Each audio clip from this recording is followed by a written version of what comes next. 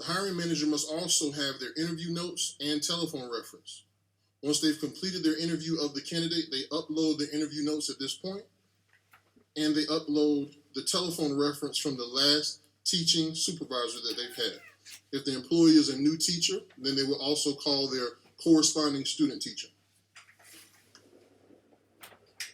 After they've entered that data, they would sign the form and submit it.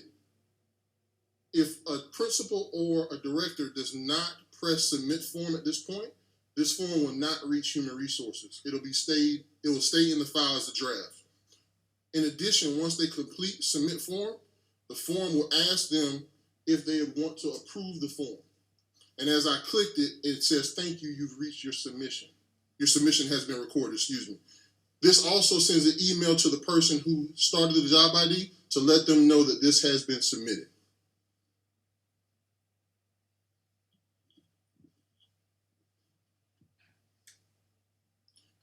Once the hiring manager has completed their requisition, then the job recommendation goes to the HR assistant.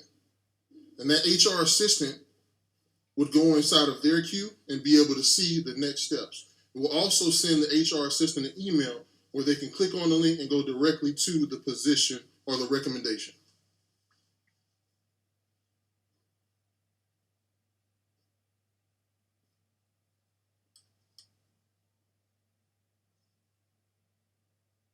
You will see me log back in and refresh to show you each step. The person who is working will not have to do that, but I need to show you that so you can see each step on the screen.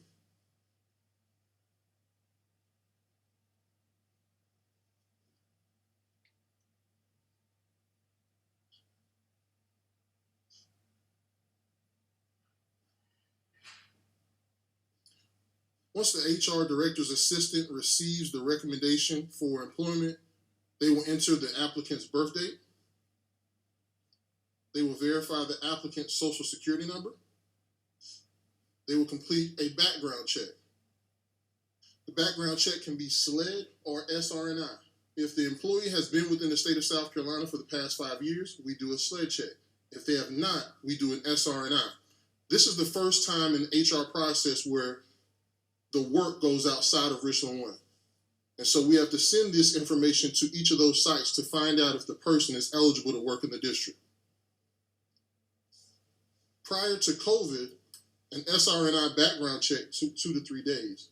Now, after COVID, it can take 2 to 3 weeks. And so we've contacted other districts to make sure that that information is succinct across the board, and it is. In addition, we've talked to other companies, and we've had the similar information given to us for new companies. Once they've gotten their background check back, I apologize. In order to complete the background check, the employee has to approve for us to do a background check on them. So if we do an SRNI background check, a link is sent to the employee and they have to approve it before it will be done. So if they do not approve it, that clock does not start. The HR assistant would then upload the background check, sex offender check, and teaching certificate into this screen. They will also ensure that the applicant has 3 references, 3 personal references. If the applicant has at least 2 personal references, we will move forward and proceed with the hiring process and reach back out to them for that 3rd reference. Then the HR assistant will select the certified director, which is myself. They will sign the document digitally, and again, they will have to press approve to send it to the next step. It will again ask them if they have any notes or any comments before submitting the form. If they don't press approve and okay, it will not go to the next person in the process. At this point, if anything was missing, if the teacher did not complete these items in a timely manner, or if the principal was missing some information for the hiring process, the notes would show exactly what was missing from that step. And so delays can happen if a teacher, for instance, does not approve their form, or if a principal does not upload their telephone reference or interview notes.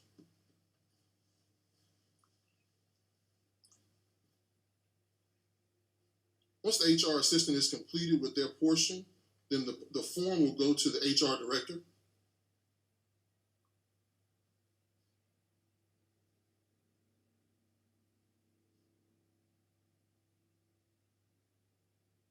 At that point, the HR director will check the grade, class, and salary for that applicant.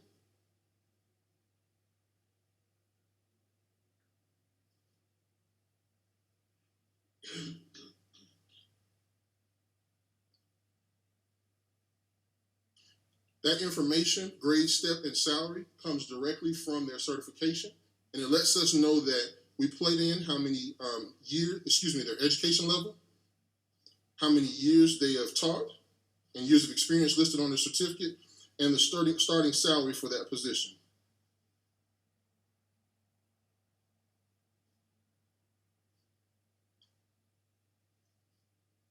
We also list the number of days that person will work and their contract level.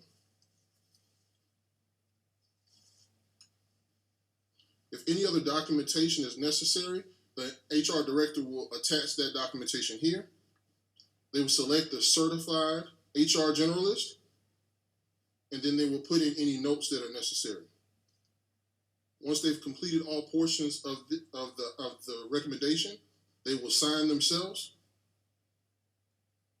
and approve the signature to be sent to the next step in the process.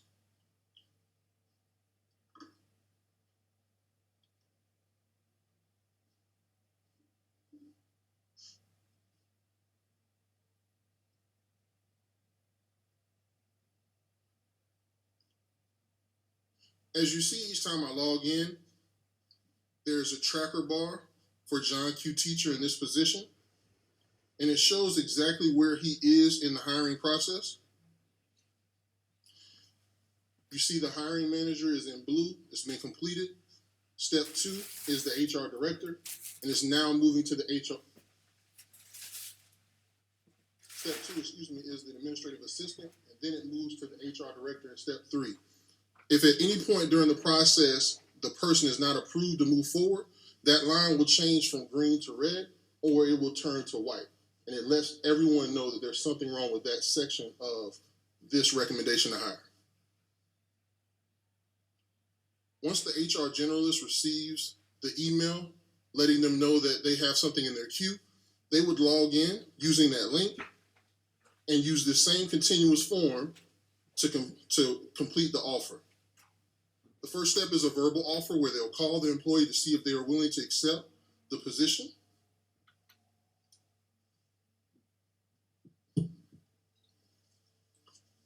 If the person accepts the verbal offer, then they are given a contract that they must submit and return.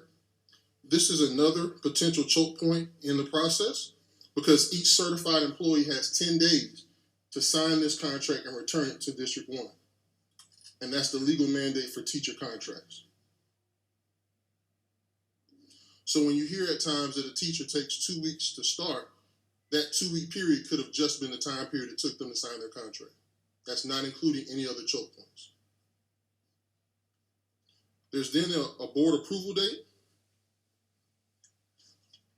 an orientation date, which is done weekly, and then the actual start date. This is the earliest date the person can start.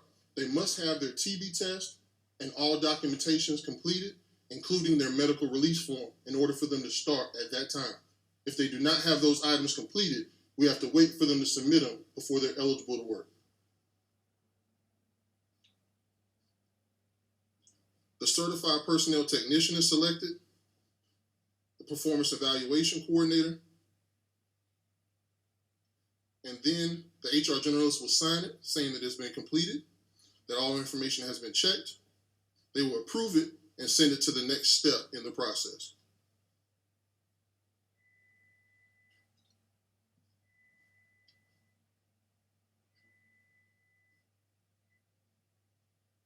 And as you see, when we go to the next step, each category changes. So when it's white, it turns to green again in that tracker, and it lets the next person know where that person is in the process.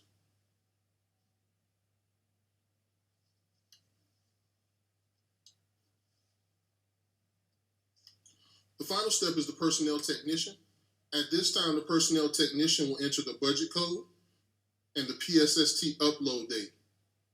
This is important because the budget code is tied to the position, and the PSST upload date tells that they have created a spreadsheet of all the documentation that we went over today for this hire and entered it into the financial Munis system that allows for payroll and hiring to begin. So that spreadsheet will have all the data that we filled out in this continuous form. It will be sent to our payroll program, again called Munis. The budget code is entered, the date that this was completed is entered, and then the personnel technician will sign the form stating that it's been completed and that they have checked all the information above.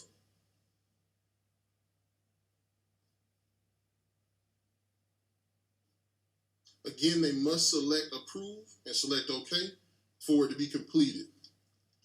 Once that is done, the bar for that employee has been completed. So any hiring manager or anyone in the process can look and see that that person has been offered, hired, and onboarded to work in Richland 1.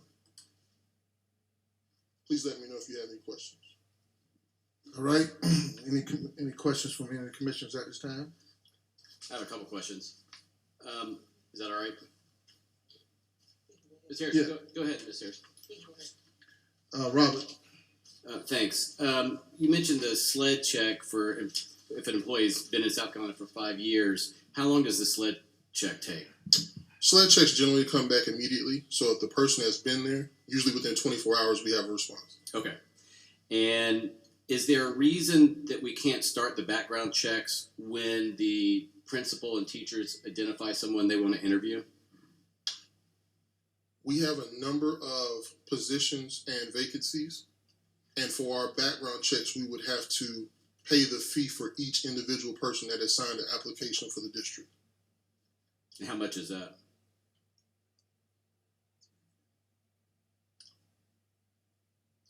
It's $15 per employee, per applicant. Total?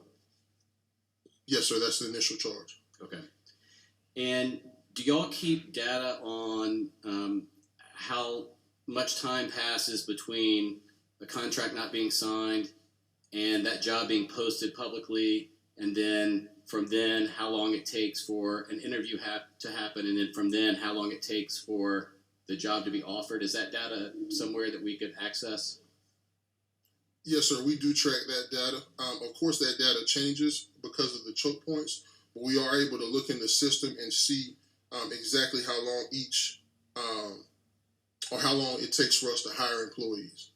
Do you know how long it takes to post a position once one becomes available? It's up to the hiring manager to post it, but they can be posted immediately. There's no delay in time in posting a position if the position is approved and the information is correct. Okay. And do you wait until a contract's not signed or someone resigns before you post a position and begin recruiting and interviewing? I'm sorry, repeat that question. I want to make sure I heard it correctly. Do you wait until someone resigns or doesn't return their contract before you post a position and begin recruiting and interviewing for that position? We do a process called a Form A, where we fill it out prior to a person resigning so that we have the time period to post and fill the position. But again, it's up to the hiring manager to submit that information to HR correctly so that they will be approved and so that budget will approve them to post the position. And what about the letters of intent? I mean, if you don't get, we know we're going to have trouble filling spots for next year. So is there any reason we can't start posting positions in January and start to recruit and interview for positions that we believe will be open? We've already started that process. Okay. We had our first virtual career fair last month where we were able to early sign teachers for next school year. And so I'll let Ms. Harris, because this goes outside what you've talked about. I do want to hear from someone about recruitment strategies and some HR success measurements. But just two other quick questions. The international teachers who are here pursuant to the outside vendors, and so they have 3 years, do you know how many international teachers that we have right now under those contracts? No, sir. And they actually will have up to 5 years because they can extend their J1 visa. We have teachers that are in J1, H1B, and who are no longer international in the green card process. So So are all the teachers available to extend their contract to 5 years? Unless they have worked as a J1 teacher or have violated one of the rules, yes, sir. Okay, and the district will sponsor that extension? No? If the teacher has been effective, yes, sir. Okay. All right, Commissioner Harris. Thank you, Mr. Chair. Let me first of all thank you for the presentation. I think that it's important that as a board, we understand the process. You talked about choke points, and that happens a whole lot more than people realize. It's not as cut and dry in HR as people think it is. HR is my baby, so I know what we deal with here. But just a few questions for clarity. The principal's role, because the principal is trained in what they need to do up front, because their role is significant with the interviewing, adding the notes, and apparently they have to make the initial call to the former boss or whatnot before the process even can get started. If they fail to hit submit and some other stuff, it doesn't even go anywhere. One of the questions that I have is, once that process starts, the system is set to notify the candidate, because they're not employed yet, where we are in the process. Is that correct? The candidate is not notified, but everyone that is working with the candidate knows. So if we've started the process and I'm your candidate, and I reach out to the school and say, hey, where are we at in the hiring process? They can go on the system and see, okay, it's been received by the administrative assistant and it's being processed.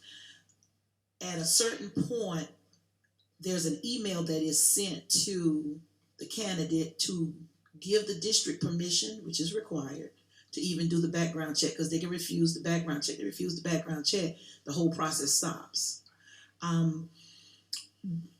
When they fail to do that, that also prolongs the hiring process, which makes it kind of lengthy. And it's interesting we're talking about this, because I was on a call with some other districts, and everybody's having somewhat of the same issue, especially right now in COVID.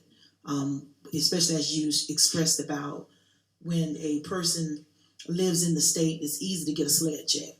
But that other system is a whole nother ball game, because that outsourced company is probably used by a lot of school districts and a lot of other companies, period. Because there's not a lot of companies that do that.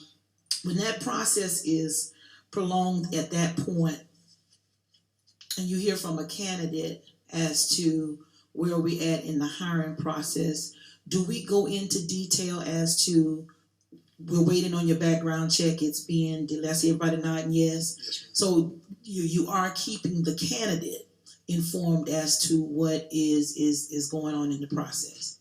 Okay. You talked about, and this is another question I had that I found interesting. You talked about when it gets to the district, you have a HR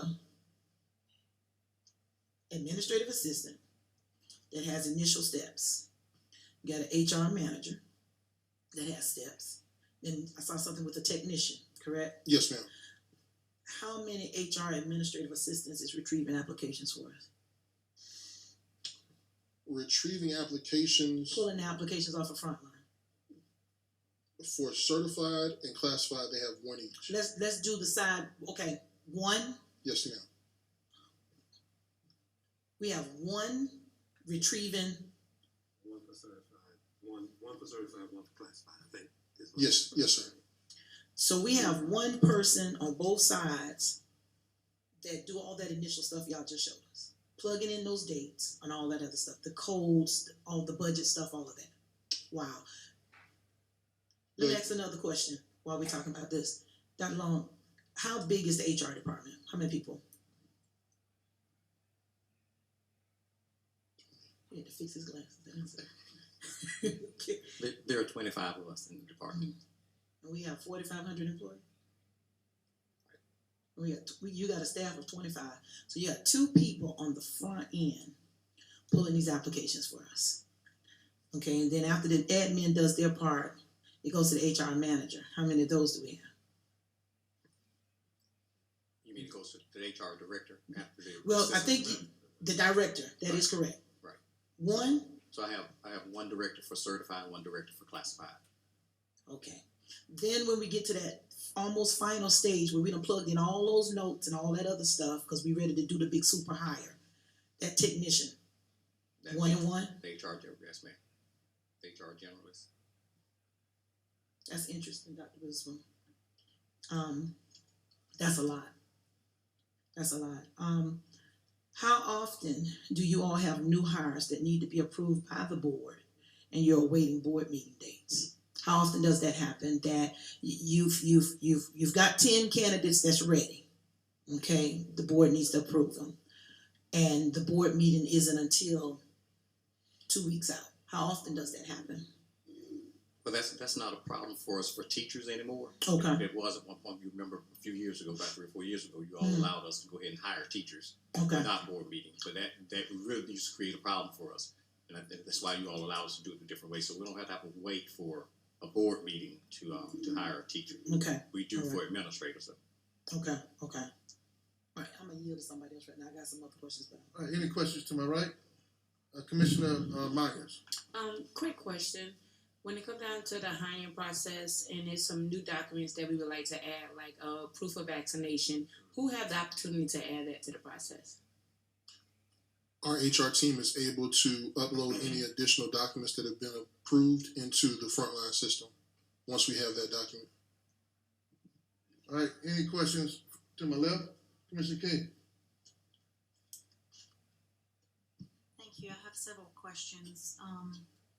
Just so that I'm make sure that I understand Frontline. So, Frontline, we had an overhaul of a HR slash finance, et cetera, system called ERP, and Frontline came on the tail end of that. I remember it was an emergency procurement, maybe 3 years ago. Frontline is. Tell me if I'm understanding its basic function. Is it sort of like a can I put a label of it's like a common app for employment where between districts? I mean, a lot of districts use Frontline. Is that right? That is correct. Okay, so for the districts that use, especially in South Carolina, that use Frontline, when people apply, especially teachers, then if it's a common app, we sort of become in competition with other districts for the candidates, right? It is a common app, but they have to go to each specific version of the district app to apply. So for instance, if I have an application with Richland 2, then I can possibly transfer that application to Richland 1 because it's a common app, but I have to go into Richland 1 for Richland 1 to see the data. And I have to sign the Richland 1 application for Richland 1 to be able to pull that information. Is that a functionality that can be changed and made easier so that version 1 actually kind of streamlines and makes it easier for applicants to apply here? No, ma'am, we're not able to have access to other districts' personnel information, and other districts can't have access to ours either. Okay, and then help me understand something. So, the process that you explained and walked us through, I mean, this is a process that is a process under normal conditions, right? And checking all the boxes and going step through steps, but we're not under normal conditions anymore. First we're COVID, and then we're essentially in emergency conditions because we're all fighting over a smaller and smaller pool. So my question to you as an HR department, with all the brains, the good brains and experiences that you have, what have you done, especially over the past 2 years, or at least 18 months or 12 months, to streamline the process so that maybe some of those, has to check the box can be put on the back burner or be circumvented, at least so that we can at least get the candidates that we know we're gonna get, and then we can take care of the bureaucracy on the back end. Yes, ma'am. We're definitely, Richland One is definitely a progressive district, and human resources is no different. Every year we evaluate the process and procedures that we utilize, and we streamline them to make them more efficient for our teachers, because our number one goal is to recruit and retain everyone that we can for certified and classified employment. So, and I really appreciate that, but what specifically have you done? What's different today than it was 12 months ago, so that when somebody's going to apply, like, let's say for the 2022-2023 school year, you know, it doesn't look like it looked 12 or 24 months ago. And you know, you were talking about you used like a bottleneck, or what was the term that you used? This could be a choke point. Choke point, yes. So are there any choke points that can be removed? Unfortunately, we've definitely worked hard. I don't know if you remember earlier, I stated that we've contacted other companies about one of the choking points, which was the background check for out-of-state employees. And though we're in COVID, and though this is a trying time, and we're all competing for the same recruitment of teachers, the rules and laws haven't changed. In fact, they've become more strenuous. And so we have to make sure that everyone that we hire meets all of the qualifications as a teacher, to make sure that we're providing a safe and learning environment for all of our students.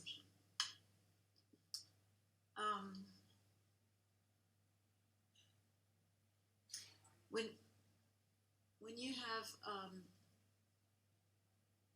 the documents that are required for this district that are required for other districts as well, you're talking about the laws and rules and regulations, those would they be in the system for most applicants that are not new teachers and readily available?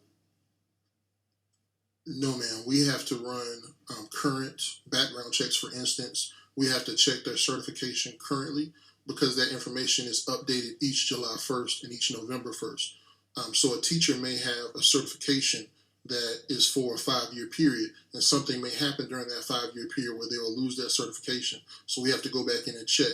An employee may have had some negative infraction that has happened in another state, and so every time we hire a new employee, we have to run a new check. So this information is usually new to each individual that we hire. Okay, so that would be the same for every district, right? So it wouldn't be. That is correct. And each district has a time period that they allow that documentation to stay in the district. Okay.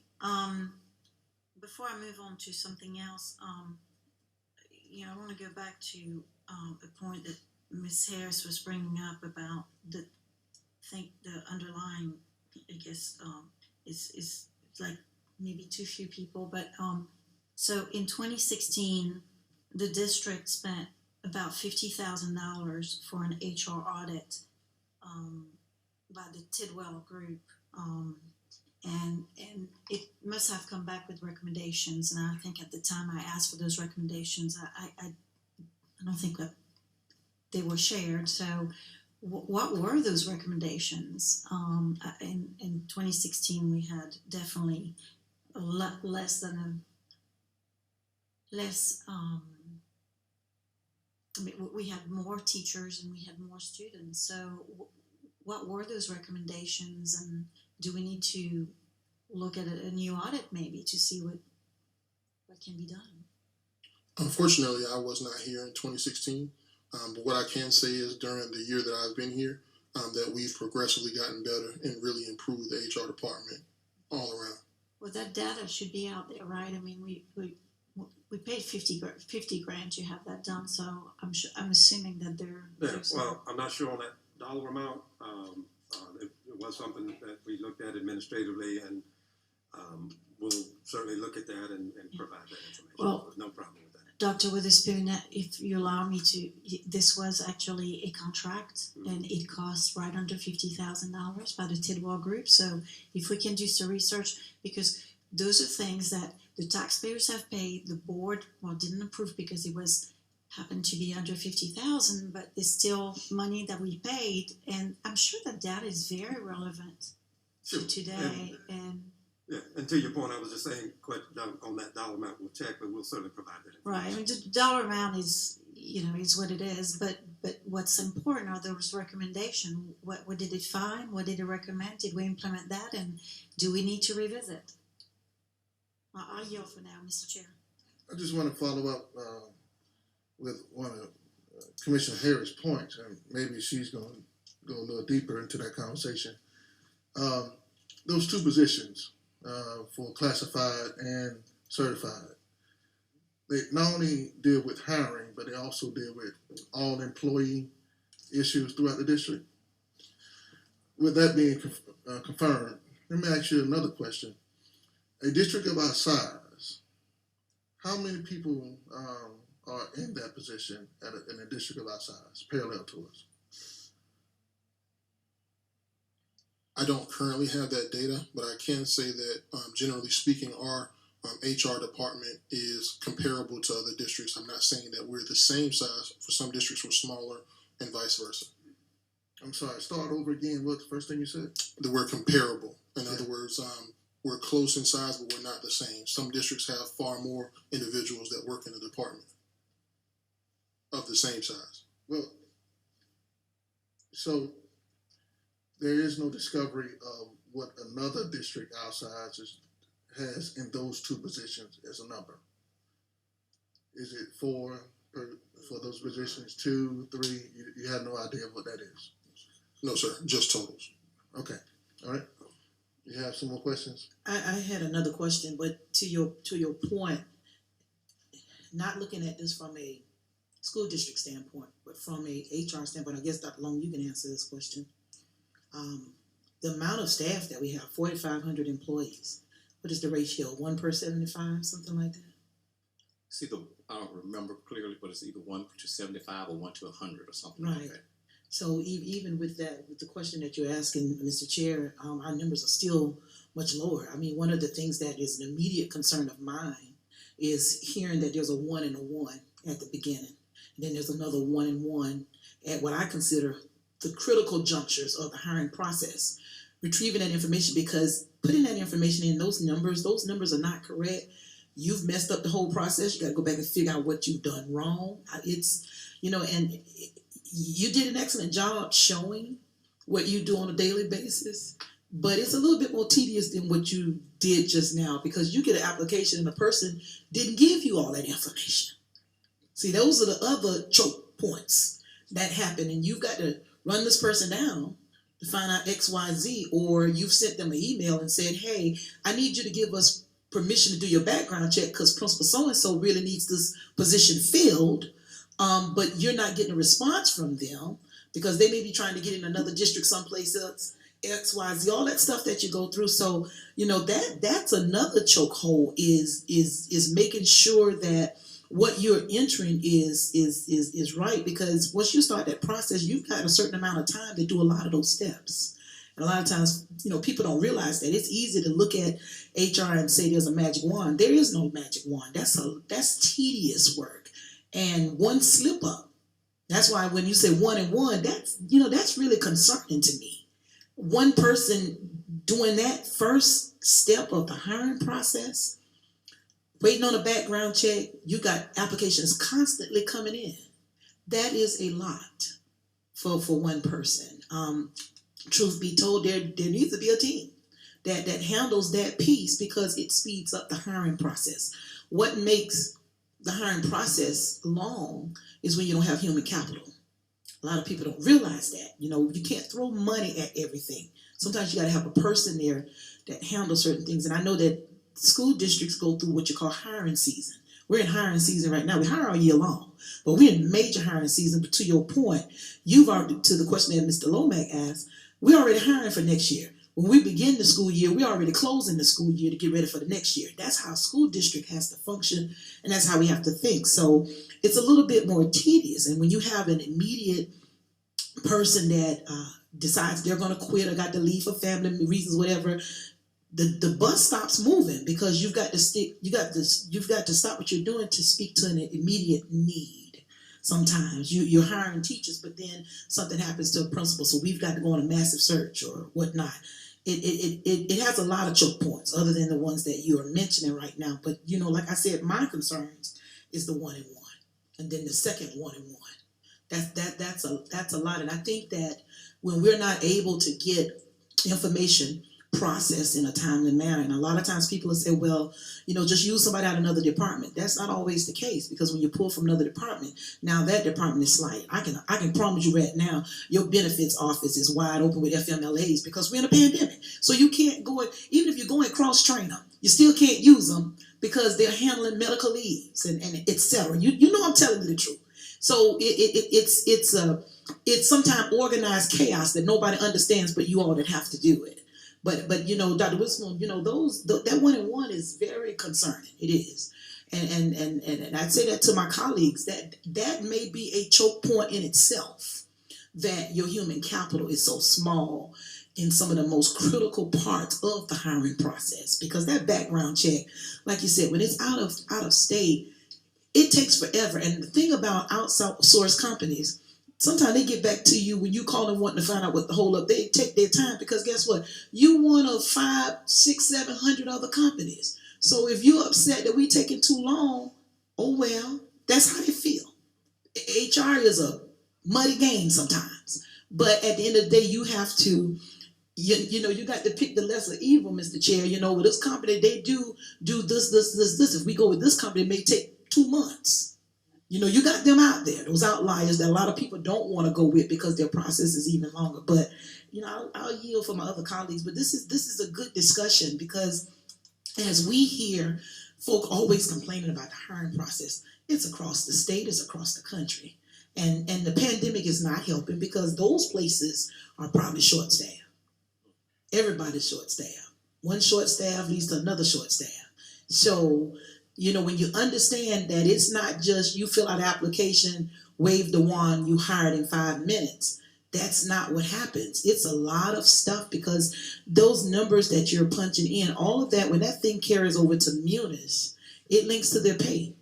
And if that's not carried over right, then now you're delaying their check. Now you got an angry employee that hasn't gotten their check. So you got to go back in, Dr. Long, and figure out where was the mess up. Where's the glitch, as we say. But Mr. Chair, I'm gonna yield. Let someone else talk. Anyone to my left? I got some questions. Let me call the order out. I think I see Commissioner Lomanak. Lomanak.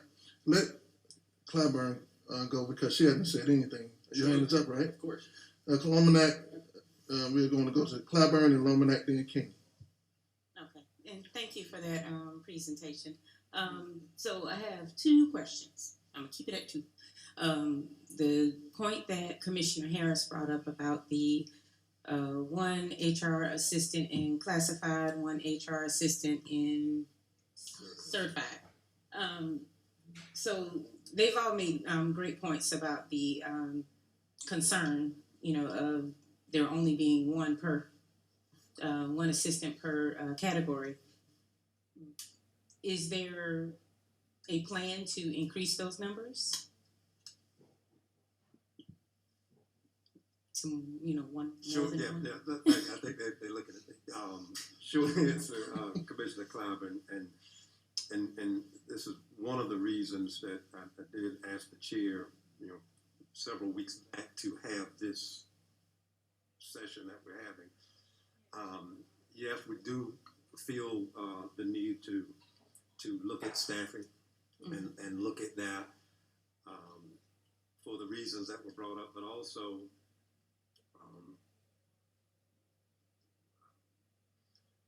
we often talk about Richland 1 being somewhat unique in the state, not the largest, not the smallest, but a combination of multiple demographics and so forth. And I say that to say, with it being a teacher's market, they do search around.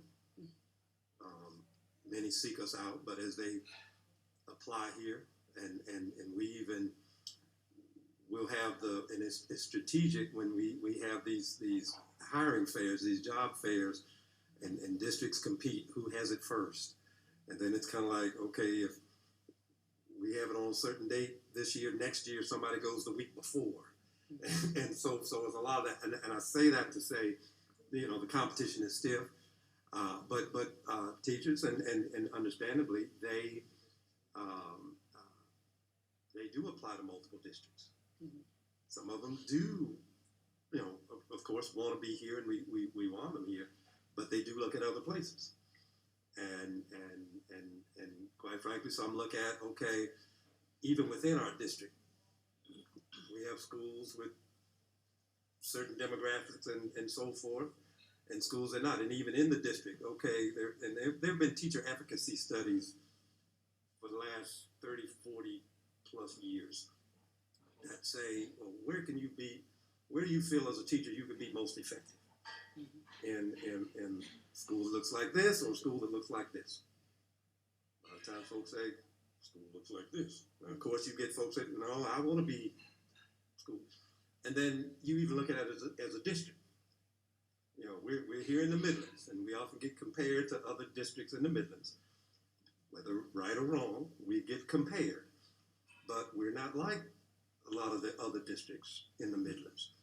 So just like the same example of what school might you be effective, and we get folks here that say, I want to be here, not there. I want to be in this district, not this district. We'll make an offer.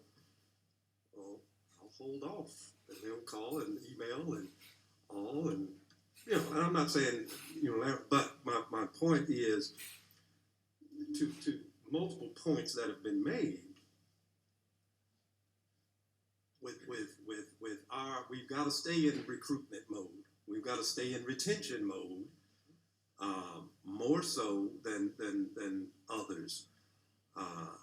So even as Ms. Kalu alluded to, and there are HR departments of various size and so forth, some of our HR work and other work gets magnified. Right.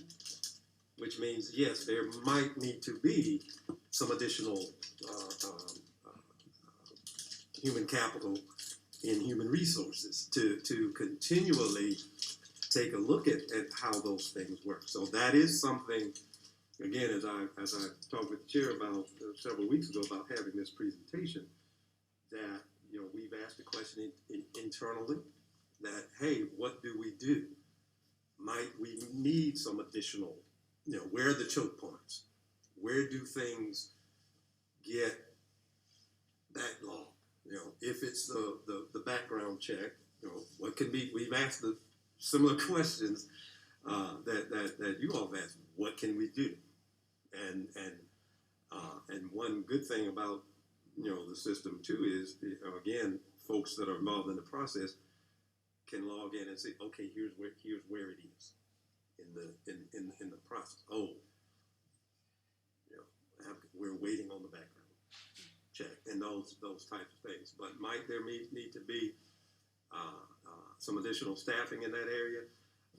Yes, and that is something that I've had Dr. Long and his team to look at and advise accordingly on there. But again, the point here, we wanted you all to see, here's the process, and similar process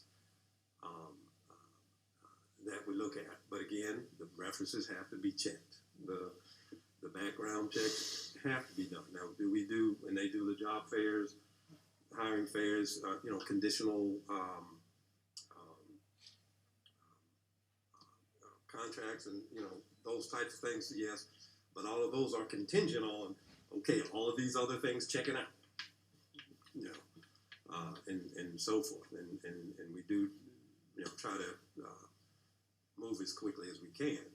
But some of these processes, we have to stay in any organization, but now more than ever, you've got to stay in that hiring mode and taking care of the folks that we have, and onboarding and all of that at the same time. All right, Commissioner Claiborne, you good? I have one more question, or Okay. a second question.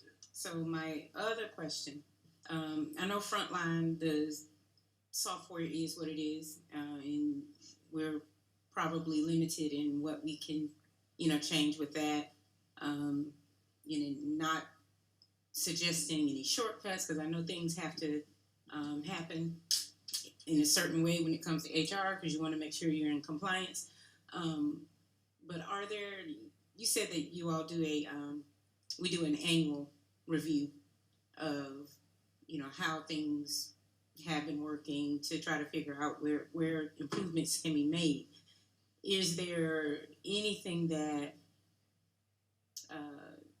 you can say or tell us that any kind of innovative or creative ideas outside of the software?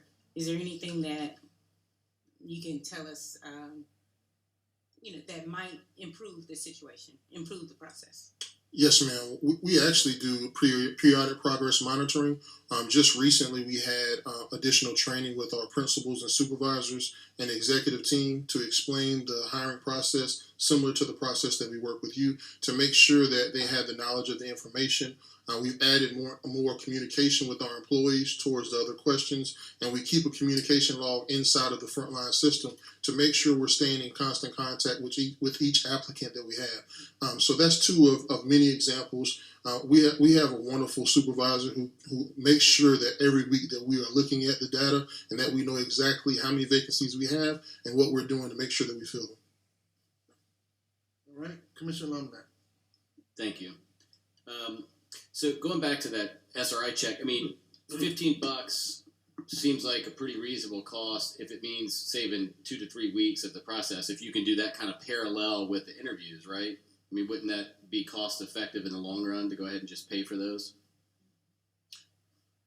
I can't answer that question effectively. What I can say is that $15 is that base amount. If there are any other items that have to be done, that could soar. And just want to remind you that we have thousands of applicants, whether they are qualified or not, that apply each day, each week, each month to our positions. And that would be an enormous cost if it's approved. Well, how many of those thousands are applying from out of state that would require an SRI rather than a SLED check?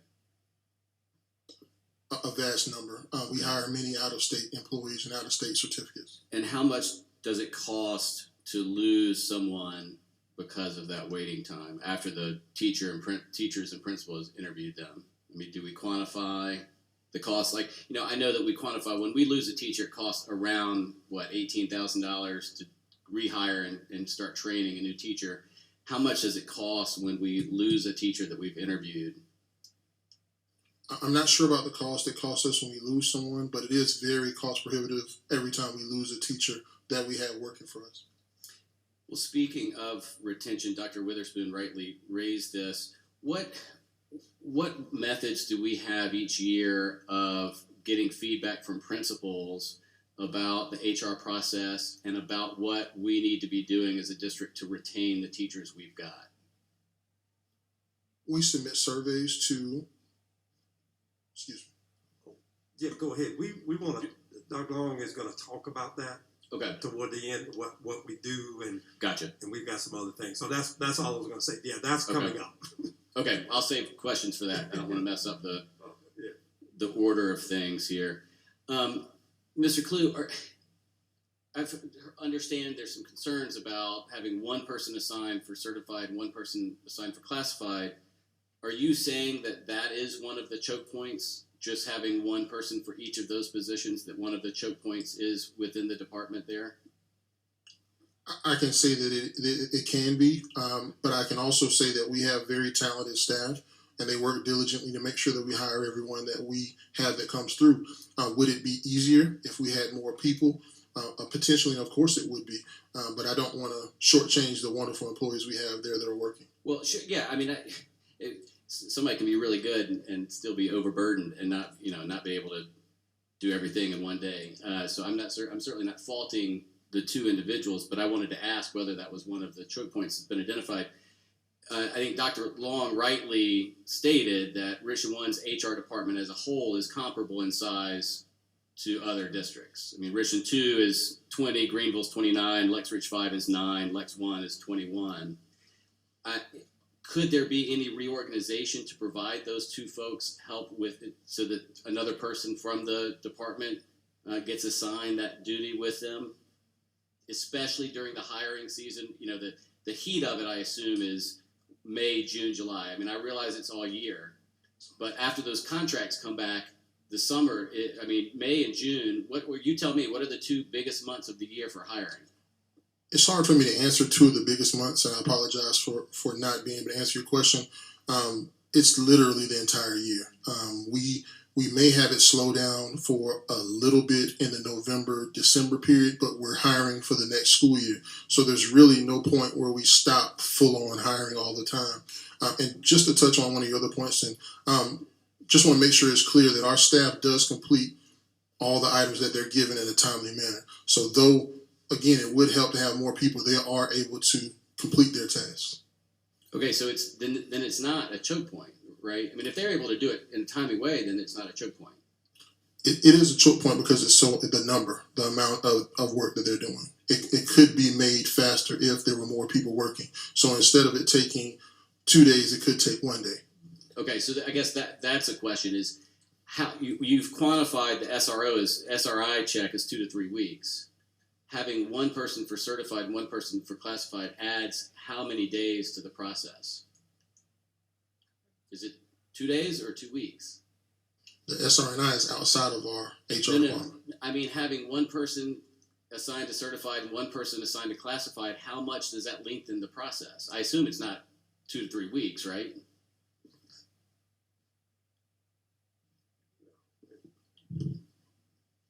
I wouldn't have the tangible time for that, the actual time for that. I couldn't tell you how much time it adds because we've not had anything but one person in those positions each time.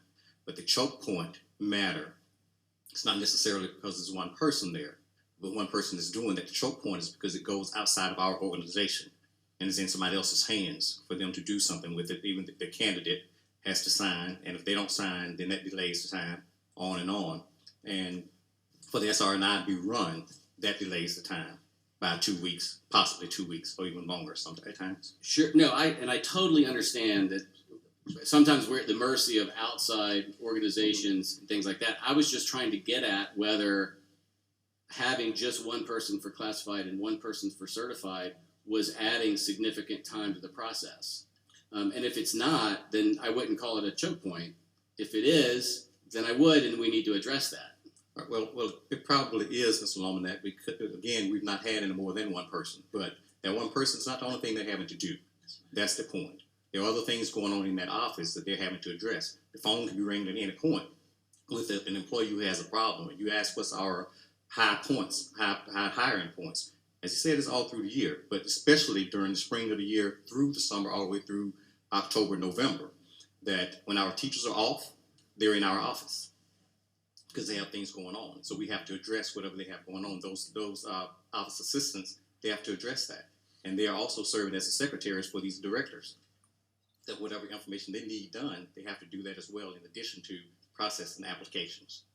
Well, I guess all I'm saying is if we are talking about the need to have more people in a department, it seems to me that we can find a way to quantify how long it's taking these two individuals to finish that step of the hiring process so that we know what kind of choke point that is and how hiring additional people will help that. So is that data is it possible to extract that step in the process to figure out how long that takes? As you said earlier, that we can go back through to see what the process is, how long it takes to hire the hiring process. But I just mean those two people, because we're saying that that's a potential choke point. So can we extract just that part of it and kind of quantify how big of a choke point that is? I can't tell you how much time it's taking that one person, or how much faster it'll be with 2 people or 3 people in that department. But I can tell you that's a choke point. Okay. Last question. So we do have international teachers that are finishing their last year that we know will not be back next year, right? When you say we know they won't be back, you mean that we're not offering them to return?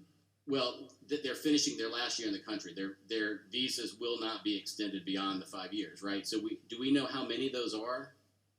I mean, we should be filling those positions right now, right? We, Well, I mean, Some of them will get visas, get extended visas, we get H-1B visas. We sponsor them into H-1Bs. okay. And there was a time when you would not sponsor H-1B, in part because of the contract with Faces and the other ones. So y'all are now sponsoring H-1B visas, Mr. Lomanek, Richland was one of the first districts to always sponsor H-1Bs. okay? And that allows them to stay. There are conditions to which you can sponsor an H-1B. And is that 6 years? It is. Okay. So there's a max out date for international teachers, whether they're J1 or H1B. No, let me back you up. It's a 6 years, 3-year one time on H-1B, a 3-year second cycle. Then they can get a green card. So so they can keep working. Okay. Do we know how many international teachers will have to return to their home country at the end of the school year? Go ahead.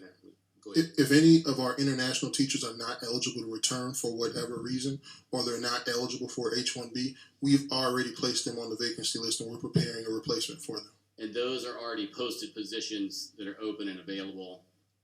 The positions aren't posted until a principal posts them, but they are vacancies that we report to the board. And does the principal have the information they need to know about the international teachers so that they know they will not be able to return the next year? Yes, sir. Okay, so it's up to the principal to request that job be posted. That is correct. And if they don't do it, then it just doesn't happen. Their job may not be posted, but that does not stop us from recruiting for the district. Right, but I mean, there's nothing that's going to fill it until it gets posted, right? That's the general process, but we will continue to recruit and retain and try to retain teachers. So, for instance, if Principal A resigns or retires and they have not posted a position, we're not going to leave that position vacant. We're going to work to fill it. But generally speaking, yes, that principal or supervisor has to post a position. Is there any way to communicate with principals when you see, hey, wait a minute, we know this international teacher has to return to their home country. That principal hasn't posted it. Can we check with that principal and say what's going on so that we can get that thing posted and get the process? I know that you're recruiting, but to get this process, because nothing happens in Frontline until the position's posted so that we can get applications, right? Yes, sir. We do notify them throughout the entire process. They know if a teacher is staying, if a teacher has to return home, has lost their visa at any time for any reason. They're notified well in advance as soon as we know, unless there's an emergency situation. And also, we do recommend that they post those positions as soon as we know, and to look for a replacement for that position as soon as we know that that person cannot return. And what happens if 2 weeks go by and they haven't posted it? We're in contact with our administrators weekly, and so we make sure that we reach back out to them again if there's a position that we see that hasn't been posted. But again, we recruit and continue to look for replacements in the district for any vacancies that we know are coming. Okay, thanks. Commissioner, we have several other commissioners that have some questions. Would you mind yielding? Oh, that's it. I've got some All right. retention questions, but I realize we're going to talk about that later. Great. Commissioner King. It's hot under there. Yeah, it is hot in here. And it's hot in here. Maybe we can open some doors. All right.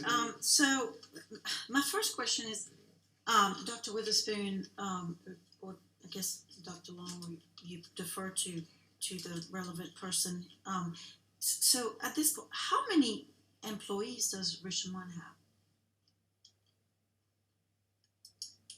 The full-time permanent, is that including part-time and so forth? That's why that number sometimes may vary, but approximately around 4,300, somewhere in there. Okay.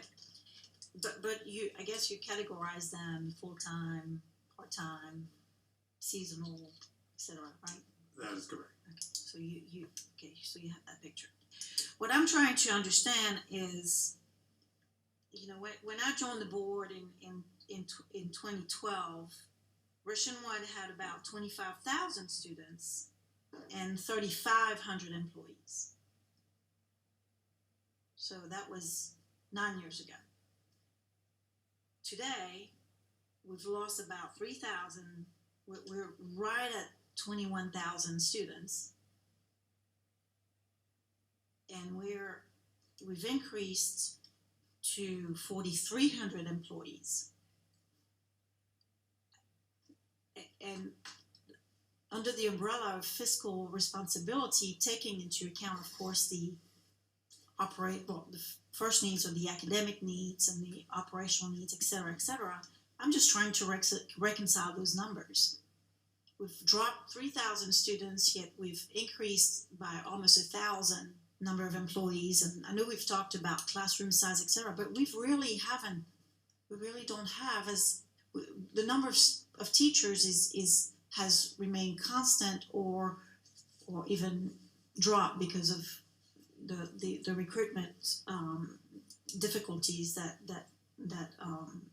we have that are pretty much across the board. So that's where, I think it's really important that we, from an operational standpoint, that we understand where we are in terms of employees before I'm sympathetic when there is a true analysis of processes and analytics and audits, true audits, in really looking at areas of needs. This has to be based on data that is solid, that can be shared. I'm really trying. I struggle with this number for a number of years. We've filled in, we've increased, social workers, we've maybe decreased class sizes. I get all of that, but still those numbers just don't add up for me.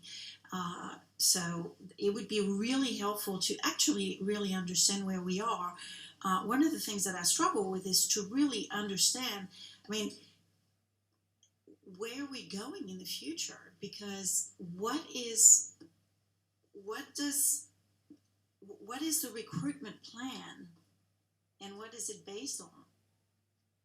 All right, that's your question. That's one question. That's one of the questions that I have.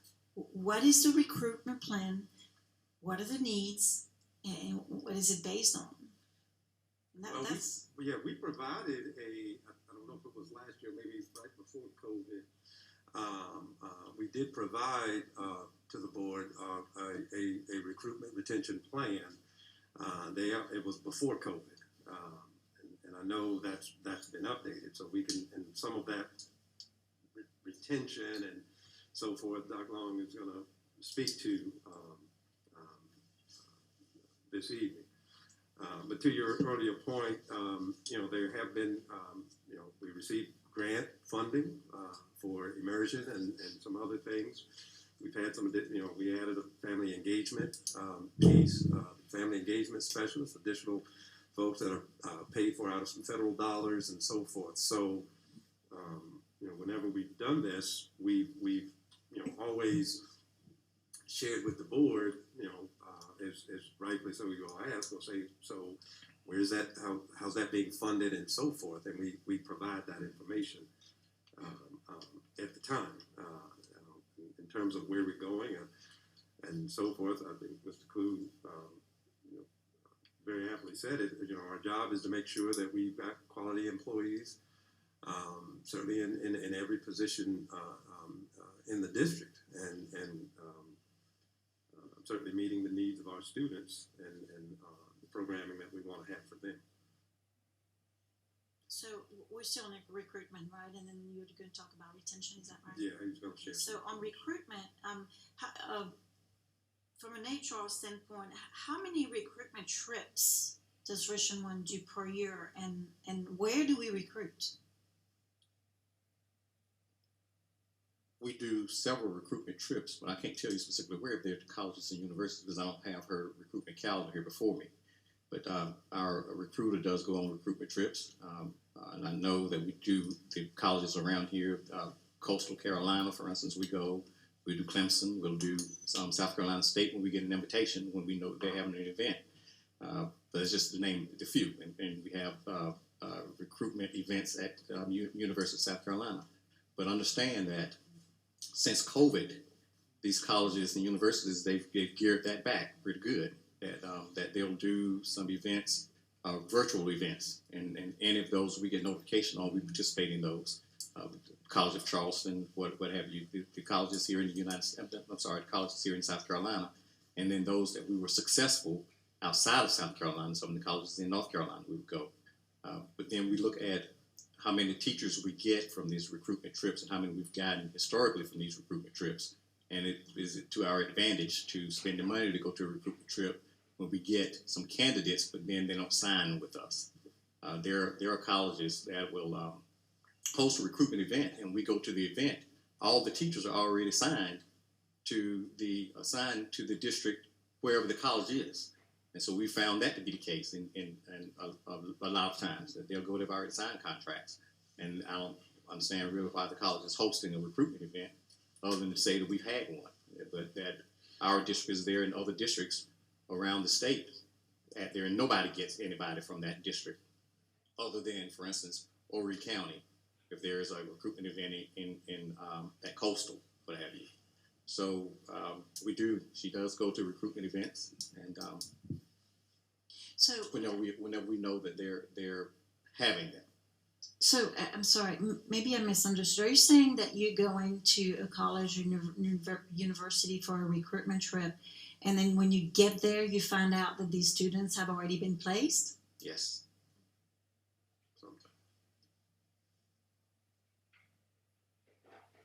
How can that happen? I mean, Some were student teaching in the school districts, that local school district, and so they sign contracts. All the districts are looking for teachers just like we are. So they know if that's one of the things that's a recruiting event for a recruiting strategy for us to try to get student teachers, right. so that we can sign them by their student teaching, and that's one of the things we'll do. Yeah, I understand, but of course your time is very valuable to us, and so what mechanism, if that's happened several times, what mechanisms do you have to try to avoid those situations so that you're not wasting your time in those? So those colleges where we know that happens, we don't attend.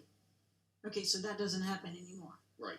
Okay. Not those we know that it happens. So those are for new teachers, right? I mean, fresh, all green, pretty, still shining, still very naive, and all of that. What about seasoned teachers? What recruitment strategies and events? We host recruitment events ourselves. We'll do interview days, and that's for anybody. Brand new teachers coming out of college, or veteran teachers. In other districts. We do that in far enough time in advance so that if they're on the contract with another district, they won't sign their contract for the upcoming year. They can sign with us. So we do those several times a year. We do, like I said, the interview days. We do regular hard recruitment events. And again, before COVID, we had them physically. They would come in and principal groups will be there to interview, and we make selections. We go to the state expo. And they used to do that at the fairgrounds. So we would have teams of principals and other staff to go to that. And so now when they do it virtually, and so we'll participate in that also. Are we recruiting nationally? How do we recruit nationally? We go to other states for college fairs. For seasoned teachers? Whoever's there, whoever come to their recruitment event.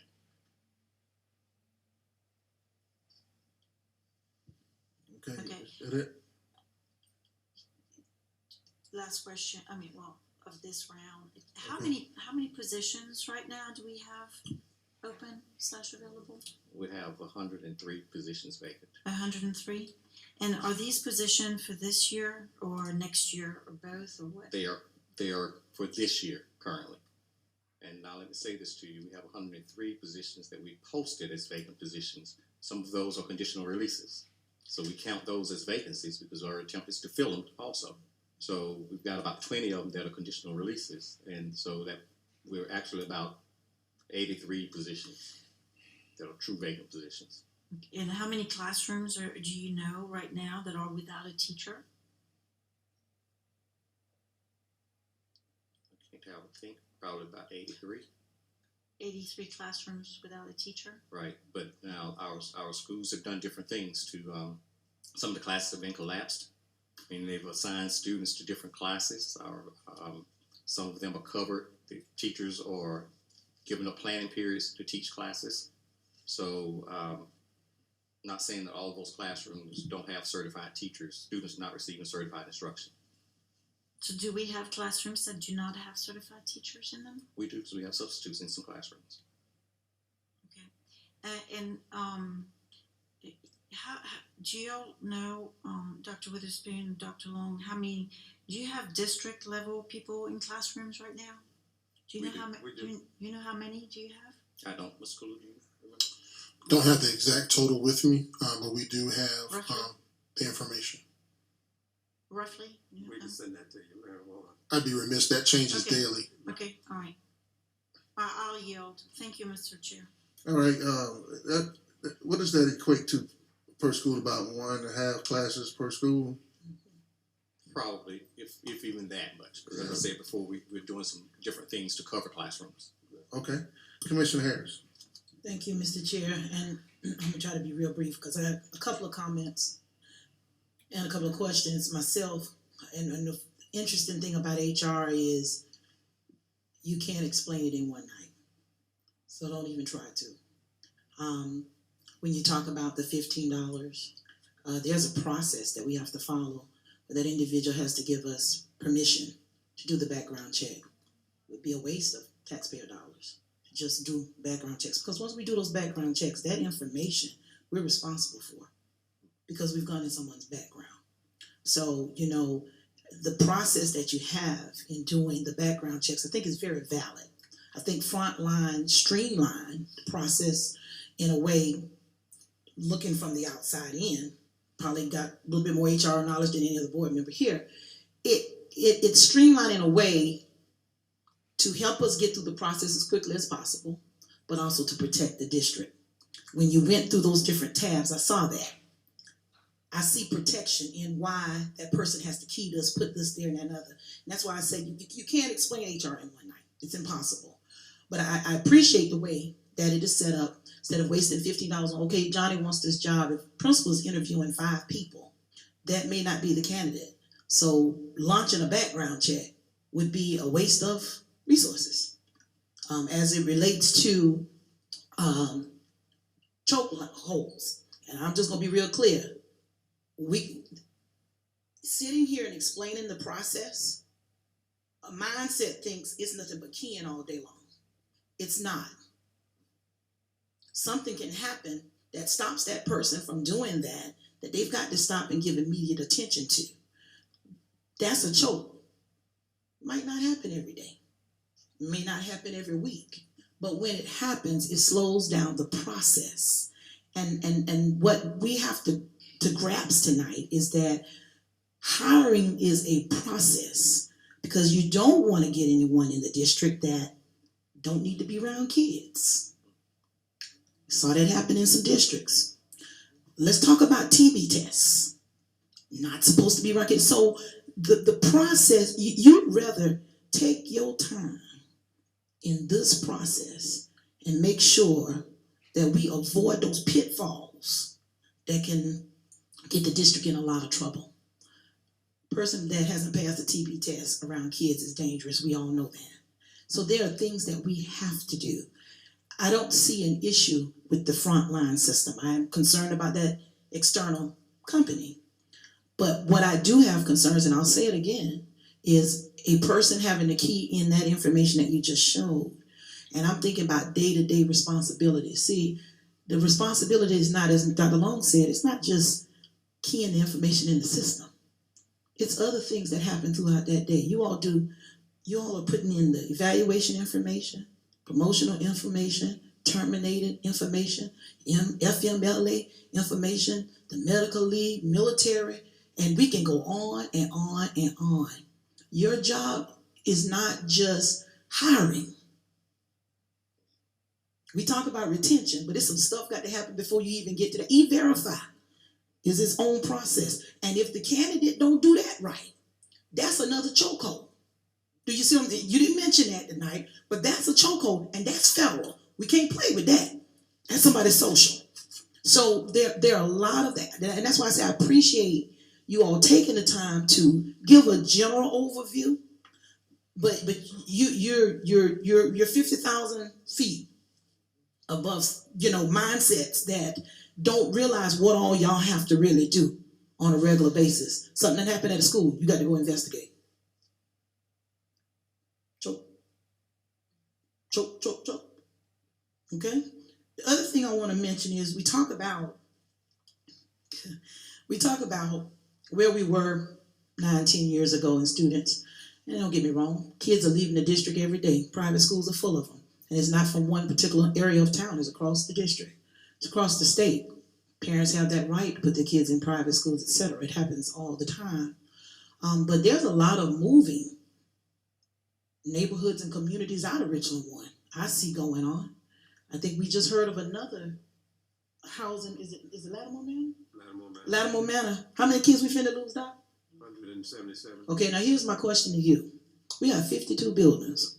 We have something called overhead. Overhead is what has to be in a building for it to operate. Every school got a principal, assistant principals, cafeteria workers, janitors, teachers, etc. that have to report to the building every day. Education costs what it costs. We can lose 3, 5, 10,000 kids. If you still got 52 schools, you still got people that's got to show up to that building to manage that building. It's a requirement.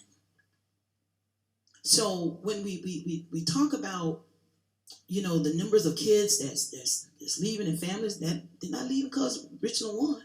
I didn't close Lattimore Manor, or Gonzalez Garden, or Allen Benedict Court. What's some others? It's a lot of Saxon Homes. Somebody moving the kids.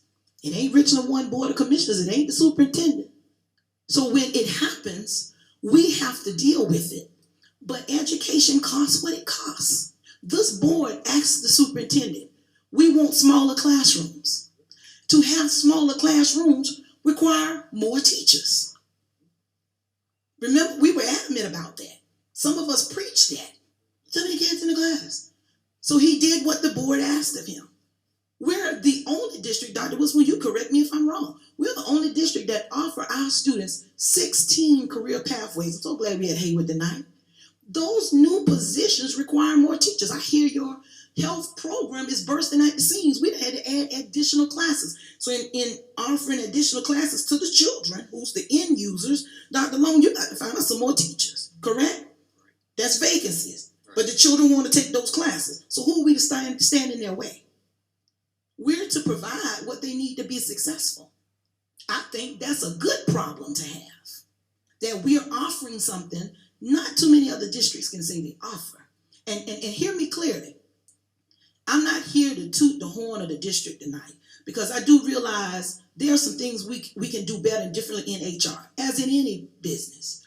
But what I am going to say is debating how we run HR from a standpoint of looking through the window is easier said than you can look through that window and see a person sitting at a desk think they're not doing anything and don't realize what they may be managing before them, because HR looks easy. It's not easy. It's a lot of moving parts all the time when it comes to what you all are required to do. So at the end of the day, education costs us what it costs. If the children say we want to be in aeronautics, we find them a teacher. They say they want to do fire trucks because there's shortages, we found them a teacher. They say they want to do CDL, we found them a teacher. That's what we do. And that's why we're able to say we offer career pathways for children, that when they leave us, everybody don't go to college. When they leave us, they're set up for success. That's our responsibility. Our responsibility is not to make everybody a college-ready kid. College and career. The kids that want to go right into the workforce, that want a 2-year degree to go work wherever. Our responsibility is to make sure that they're contributors to society and to make sure we give them the tools that's necessary. We follow a South Carolina high school profile. And in that profile, Mr. Chair, we got a lot of kids going into the military. Lots of children. Our responsibility is to provide opportunities for our children. And in providing opportunities for the children, Commissioner Myers, we got to spend money. We gotta put people in these places. Is there any, just answer this question, is there any classroom where a kid is watching themselves? No, ma'am. All classes are covered? Whether it's a sub, whether it's, we covered? Yes, ma'am. No 5-year-olds are running classes. No, ma'am. We got the reset program. Because data showed us. I mean, if we really listen to the information, and Mr. Devine, I'm bad about this, but if we listen to the information that the superintendent and his staff provides for us, you connect the dots. We needed more social workers. They went and got them. We needed more school psychologists. We do pay them, right? Yes, ma'am. They ain't working candy striping. Okay, so those are new employees as well that we've added. But why did we add them? Because we needed to speak to what societal ills that our children are bringing within the building. Correct? So the question that I have tonight is, you know, as we move forward, listening to this process, how do we strengthen the process? The process is the process. We gotta do background checks, but we gotta do them the legal way. We can't background check a person just because, you know, I'm thinking about you, so let me check you out. No, they got to give us permission. Right, Attorney Williams? And when they give us permission, it may take a little while to get that information, but sometimes that's a good thing because you all know that background check that takes a little bit of time is probably going to be something there. Y'all know I'm right. That's the importance of why we have this process in place. The process is working. Can we speed it up? Absolutely. I'm not knocking the performance of these two individuals. I think they're doing a great job. They've gotten us this far. I don't see how they do it. They probably need to know somebody count somewhere. That's a lot for 1 and 1. That's a lot. But what I'm saying is that an opportunity for this district to say, everybody complaining about the hiring process, you've brought the process to us, so what do we do to make it better? Do we add individuals here? What do we do different at the front that makes the process flow smoother? Because the background check's gotta be done. Do drug screening too, correct? Yeah, that's another part. And that can take a little bit of time. Especially when they got to pick that up in the middle of the pandemic. I heard that's running real slow. Because that's a specimen.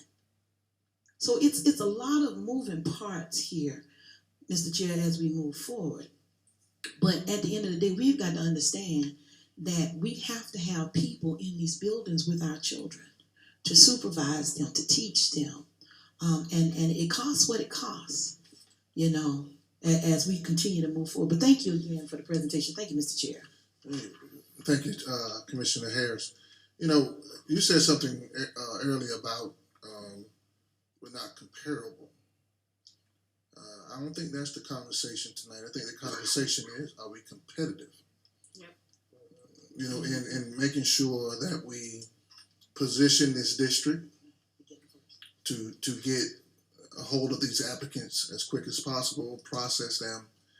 And when we think about competitiveness, I think it also speaks to what Commissioner Harris has said. It costs what it costs. Now, it's no secret to people who have been exposed to the cost per pupil for each student is 10 years behind? Mm-hmm. All right, and so with that being stated, and the removal of so many students from our district, that also removes a competitive advantage as well, because the cost per pupil is not the same as years ago. To conclude what I'm saying, yet we try to be competitive.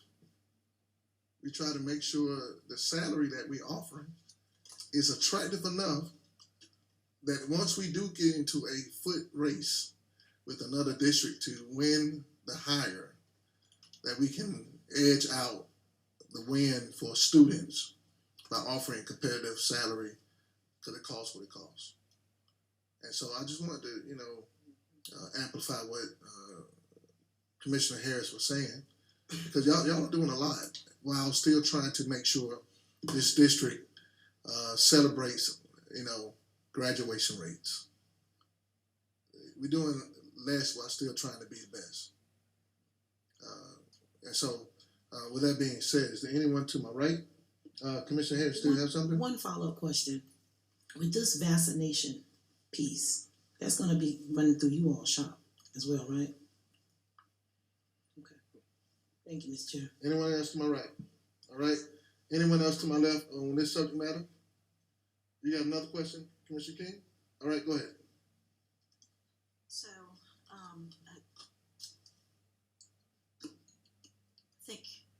I think you put it best. It's not if we're comparable, it's we're competitive. But competitiveness comes at a cost. And competitiveness is comparing the cost benefit analysis. We're competitive if we can recruit at the lowest cost possible and get what we want at the lowest cost. But that's competitiveness. It's not to say, or at least in my view, we may have different opinions, and it is fine. You know, that's a space for discussion, right? But at the end of the day, we do not have a bottomless pit of money. We have a finite amount of money. And we have to make sure that our departments, and Dr. Witherspoon, when we recruited you know, we changed the budget process to a zero-based budget. That is supposed to be competitive, is doing more with less, okay? So in having the departments always look at themselves and see how they can do things better with less money. That's competitiveness. So since you know, competitiveness also looks at the real numbers, and that's where a lot of times there's a choke point between the administration and at least this board member. When I look at our competitiveness, look, in 2012 we had 1,849 teachers or certified, and we've only increased 11%. And in 1920 we had 2,057. This is all our numbers. But in administrators, we've increased by 56%. You compared 11% of people who are in the classroom doing the job to administrators, 56%. That's a snag for me. That's not competitive. So I think that we just need to talk about these things and really look at the real numbers.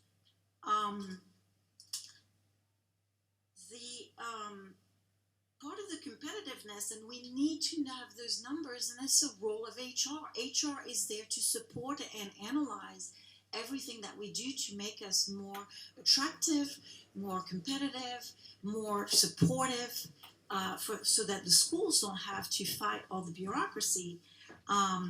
You know, I want to know the number of times that we lose someone because the process takes too long. Every competitive organization ought to have those numbers in details. I mean, in micro details, because that's where the competitive game at this point. We're really struggling. Everybody's struggling, but we're really struggling. And when I hear people say, look, I didn't take the job in Mission 1 because it took too long, well, I'm not saying that there aren't issues maybe in the application system on the part of the applicants, but there seems to be we need to have the micro reasons why people are either quitting through the application process, or when we're going to talk about retention, why they're leaving the district, talk about that.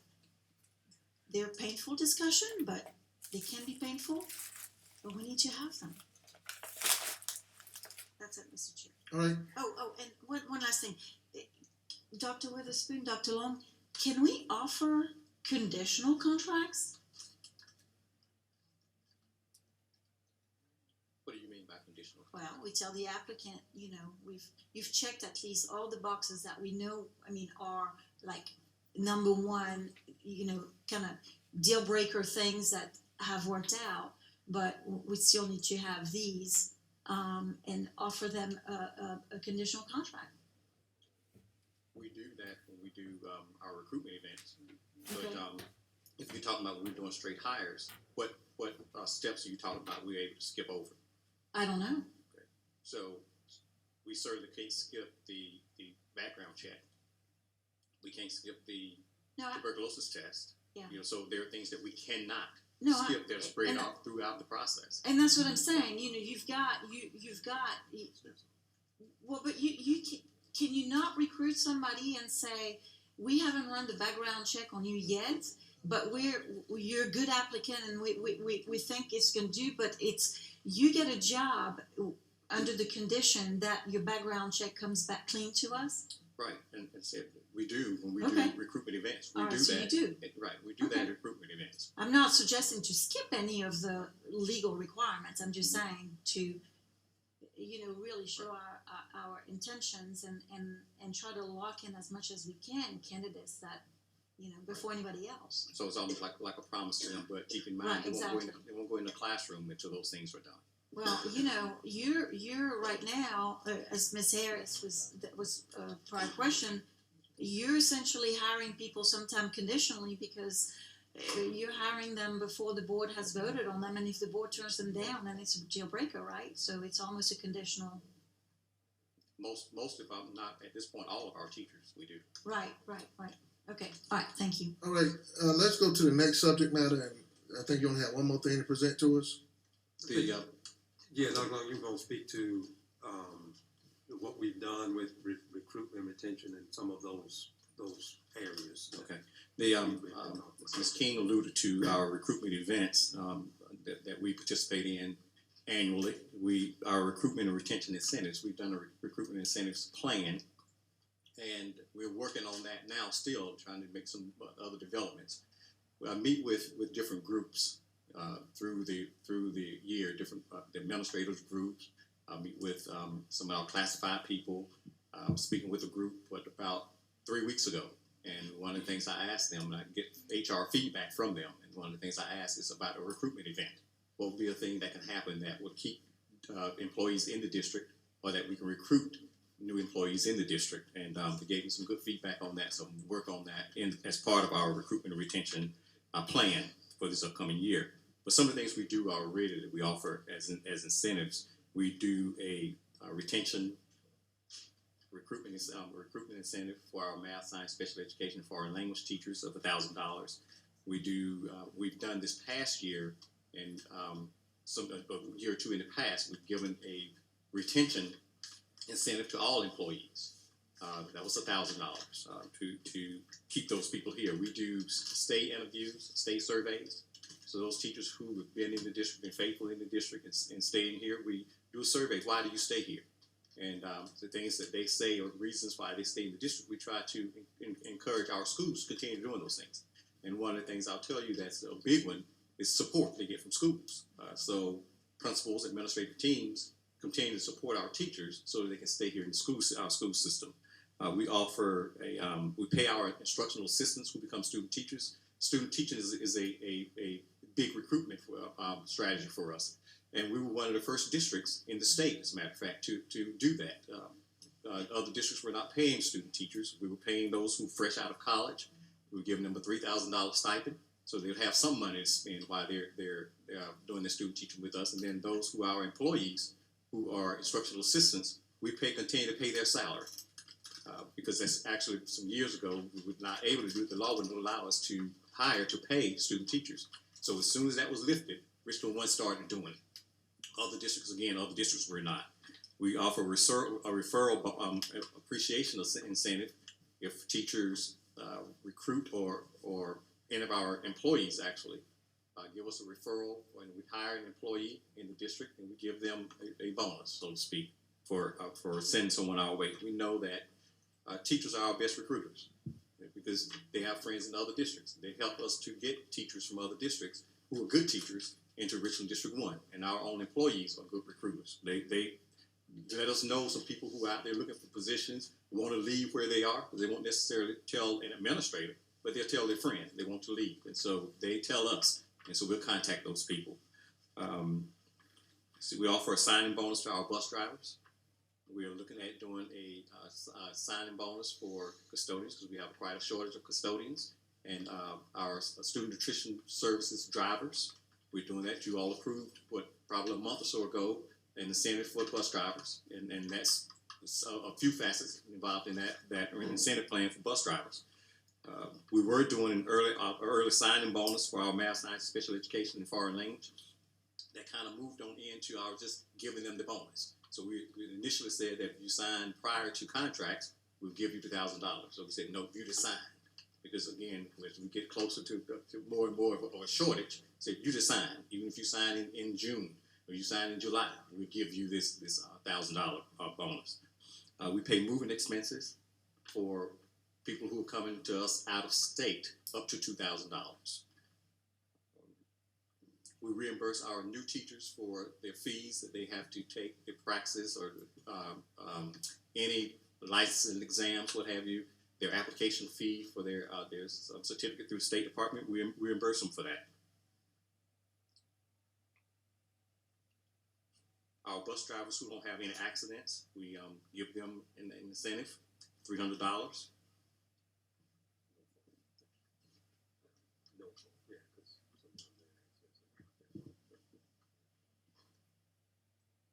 We have a competitive salary in our district, and some might tell you different, but we have a competitive salary. You all remember some years ago, when it might have been 2 or 3 years ago, when the State Department said that all school systems had to pay at least $35,000 to their employees. Well, we were already there. That's right.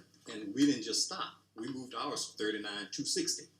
So we gave our teachers had a great, a big increase in pay. So our salary is pretty competitive now.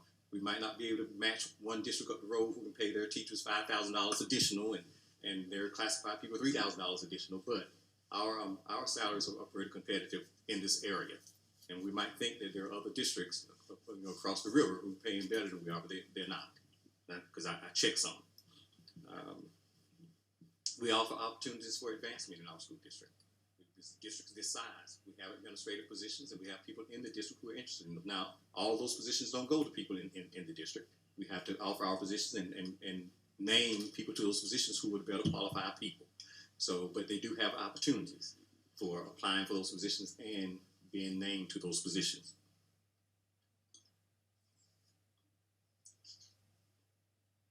That's a few of the things we're doing currently. As I say again that we are looking at revamping our recruitment and retention plan for next year. All right. Are there any questions to my left? Okay, Superintendent Witherspoon. I want to add to and board members going into committee and meeting next week. There'll be an item to that'll speak to adding something else to that list, but we'll talk about that in committees and the board meeting moving forward. And also, as you know, we started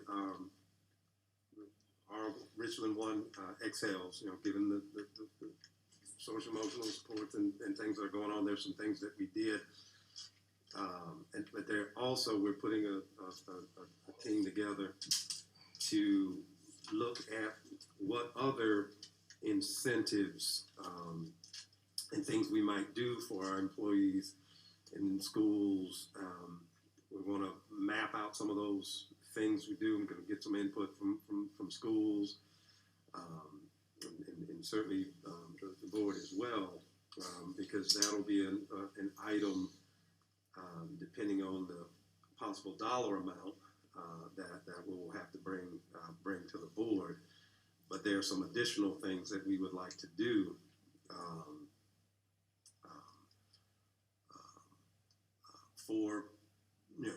for all staff, certainly our schools and departments that may and multiple events. Again, we're still mapping that out, and we'll bring something for board consideration after the first of the calendar year.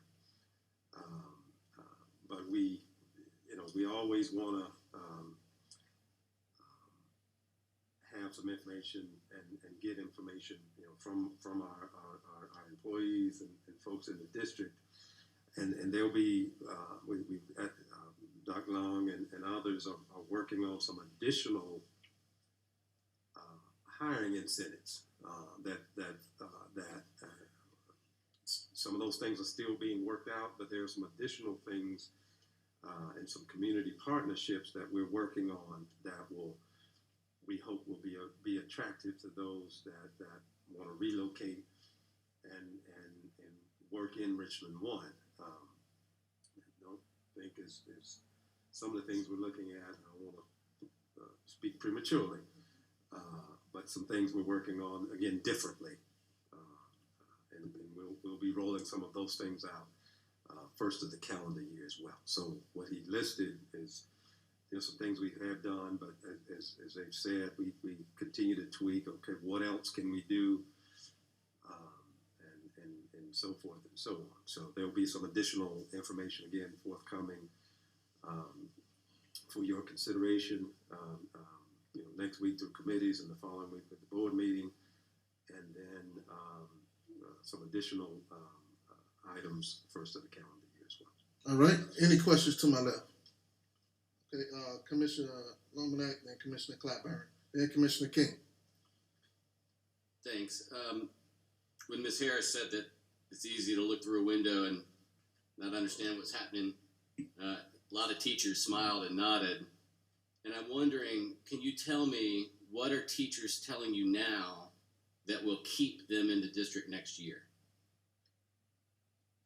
The biggest thing for them is support. What kind of support? Support from their schools, from their administration. They get support in, for instance, if they have an issue with a child, they get support. If they need resources, they have those resources available for them. Have you gotten specifics? Do they mean social workers? Do they mean teaching assistants? Do they mean behavior interventionists? I mean, those are all different types of support to help address students who are struggling with their behavior. Have you gotten specific with them about what they need? They didn't offer that specifically. Okay. Is there a way to meet with principals and ask those questions? What specifically do you need? Because some schools might say, we would love teaching assistants in grades K through 4, or at least 1st through 4. Some other schools may say, we need 2 more social workers. Is there a way to find out that specific information and to see what we can do to meet those needs and tell teachers that we're meeting those needs next year as they're thinking about signing their contracts? We do a staffing conference every year with all the principals, and that's when they tell us, well, I need this, I'd like to have this. If I can move this position to get this is what I need for my students in the school. So we do that every year with principals. And when does that happen? It happens in February, March timeframe. And if teachers are telling us that they need more support in their schools, where's the money coming from? What's the plan to provide that support? I know we got ESSER money. I know there's a plan to hire 27 new social workers. That's not going to happen next year or the next 3 years. Are there things that you're thinking we could more wisely spend some of that money on to get immediate assistance to teachers in the classrooms in August of 2022? I don't know. I can't tell you about the money. I don't know if that's been the problem. Well, I mean, when teachers say they need more support, they're talking about people, right? No, they say they stay because of the support. Okay, if I tell you that when I talk to teachers, they say they need more support, do you think that that's not true, that they've got the support they need right now? No, but that's not what I was talking to you about. I told you what the state survey information revealed to us as to why they stay in the school district. So when you talk to principals right now, are they telling you they need more support for their teachers? No. Principals are not telling you they need more they're support. Not telling me that. And teachers are not telling you they need more support. No. I mean, support can be different. Support, if that's, I would like a TA. Or, okay, if there's a discipline issue or something to that regard. And one of the things that support doesn't necessarily have all of the time may have a dollar amount to it or a position. For example, there's a special needs class or something. There's supports that come with that. But if there's a class of again going back to small classes and sizes and so on, so I'd like a TA, but okay, there are 12 kids in class. So let's peel back. What's the issue? Is it a management? Is it something with a particular child, reset, or what have you? So it's got to be. We do have to peel back what so what is that support, and so forth. But what we do encourage and do on a regular basis with our EDs of schools, principal meetings, and all of that on a continuous basis. Let us know. Let us know. And again, have those discussions at the school level. Have those discussions with what does that mean? What does that look like? And again, support sometimes is not saying yes, but let's look at the scenario. Let's look at the situation. What do we do? And is that listening? Is that, and then assessing, so what do we need to do about a particular situation? But it may or may not be additional staff. It may be. But let's, again, just as you've indicated, let's have that conversation. Let's, and what we strive to do, and what we do, is, you can talk to us. You can have those discussions, and so forth. We do, I think we all, a lot of teaching and learning does it, HR does it. I teach a forum group that I talk to, and teachers reach out to me all the time. Bus drivers reach out to me all the time, and so forth and so on. And we want to keep those lines of communication open so that we can continue to have that dialogue. And let's talk about it. What does that look like? What needs to happen? And then we make that determination. But that's, again, that's the lines of communication, and that's looking at again what we need to do. But we got to define what is that support. To your point, what is that, and what does that look like? Well, I agree. I mean, if there's a teacher that isn't doing a good job and can't handle the students because they're not doing a good job, then we got to address that. But I got to be honest that I'm absolutely astounded to hear someone say that teachers and principals are not saying they need more support. In the Well, again, midst of, I'm not saying they're not. He's saying what was in that state survey. What I'm saying is what is that? What does that support look like?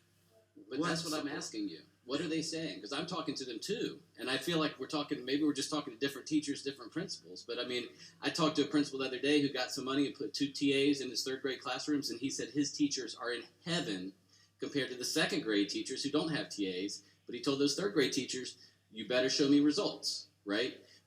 But those second grade teachers would love to have those TAs also. So that's a need. Well, that's something we can look at. I mean, and if so, the principal, they can do position exchanges and so forth. And that happens on a regular basis. Okay, you've got and we're generous in our allotments to schools, as we've talked about, and they have the latitude, the ability based on the number of students in a certain grade level. That's every year. Okay, I need one more fourth grade teacher to move with that cohort. So there's a third grade teacher that moves. Or if there's a smaller cohort, okay, I'll take that position and create a TA, 2 TAs, for example. So that latitude in that case, they're able to do. Just you let folks know, hey, I want to do this, here's why. Okay.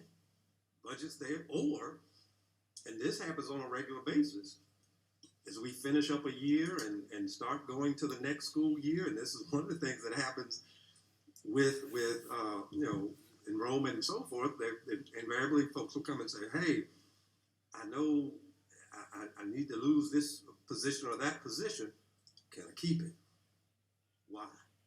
Well, there's this and there's that, da-da-da-da-da. Financially, okay, is that something we can handle? Yeah, okay. You got the position. And again, those same conversations. So that latitude, if you will, that does exist. And schools do exercise that. Well, so if a principal came and said, "Can you use ESSER funds to give me a TA in 1st through 4th grade?" What does that look like from y'all's perspective? Well, it depends, because we'd have to look at that. What else for the other ESSER funds? Does it fit in one of those 15 categories? Is there a different fund source? So forth and so on. So if there's a way that can be done, we'll take a look at it, which, again, we do. I guess, my concern is, and I'm a big proponent of social workers. I don't know if y'all have heard of me talking about this for the last 5 years, but complaining about the low number of social workers that we've had in District 1 for a long time. So I was happy to see the idea of hiring enough so that there's one per school. But my concern is that that's not going to happen in 2 or 3 years. There's just not a pipeline. It's not Richard One's fault. There's not a pipeline of social workers. We will not be able to find 27 good social workers in the next 3 years, period. Are there things that we should be rethinking about that idea so that we can get people who won't be able to provide that service, but will still be able to provide the other type of support? Because when I hear teachers talk about support, it's TAs also, it's behavior interventionists, it's reading interventionists, and I know there was some money allocated to increase the number of reading interventionists. But when I'm talking to teachers now, it's a bloodbath at the end of the school year if we don't do something drastic and different. I will say this time next year, if we only have 83 vacancies, I will stand up and I will clap for everybody in this administration who kept it at 83, because I think it'll be double that unless we do something really drastic. And that's why I'm concerned that when I talk to principals, there was one principal at the middle school, 890 kids, and he said I could use 10 social workers and they would never sit down for 2 seconds, right? So I just am concerned that if we treat this year like any other staffing year, and we can't say to teachers at a school, and a principal can't say to a teacher at a school, we're all getting TAs, or we're getting this, we asked for this, and you're going to get the support like you've never seen it before next year, they're out of there. They're gone. And that we can't afford. Sure, and agree. And what I will say is we have those conversations. We have those discussions. We did that as we did our ESSER plan. ESSER plan required the meetings. We presented to principals, presented to the teacher forum group, and actually we're scheduling right now to do an update. The plan calls for every 6 months to do an update. We're trying to get that scheduled for the last week of this month. So to your point, there will be adjustments to that. We did, we had a follow-up session, a meeting, when we presented the plan, and the board gave some feedback. Hey, can you all consider this or that? And yes, there's some tweaks that we are looking at. So I would say agreed. Some of the R1 Excel pieces that I've alluded to for the first of the year, we are, as we always do, talking to principals. Hey, we want to do some neat things for your staff. And it's not us saying we're going to do A, B, C, and D. It's principal, go have a conversation with your staff. Tell us what you want to see. You want the food truck next month, in last Friday in February? So we can do it as an example, or you want this, that, and the other.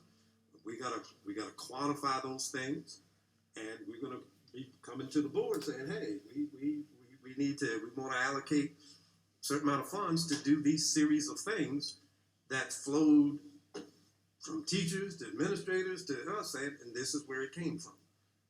So that's coming. But making tweaks to the ESSER plan, yeah, that's planned.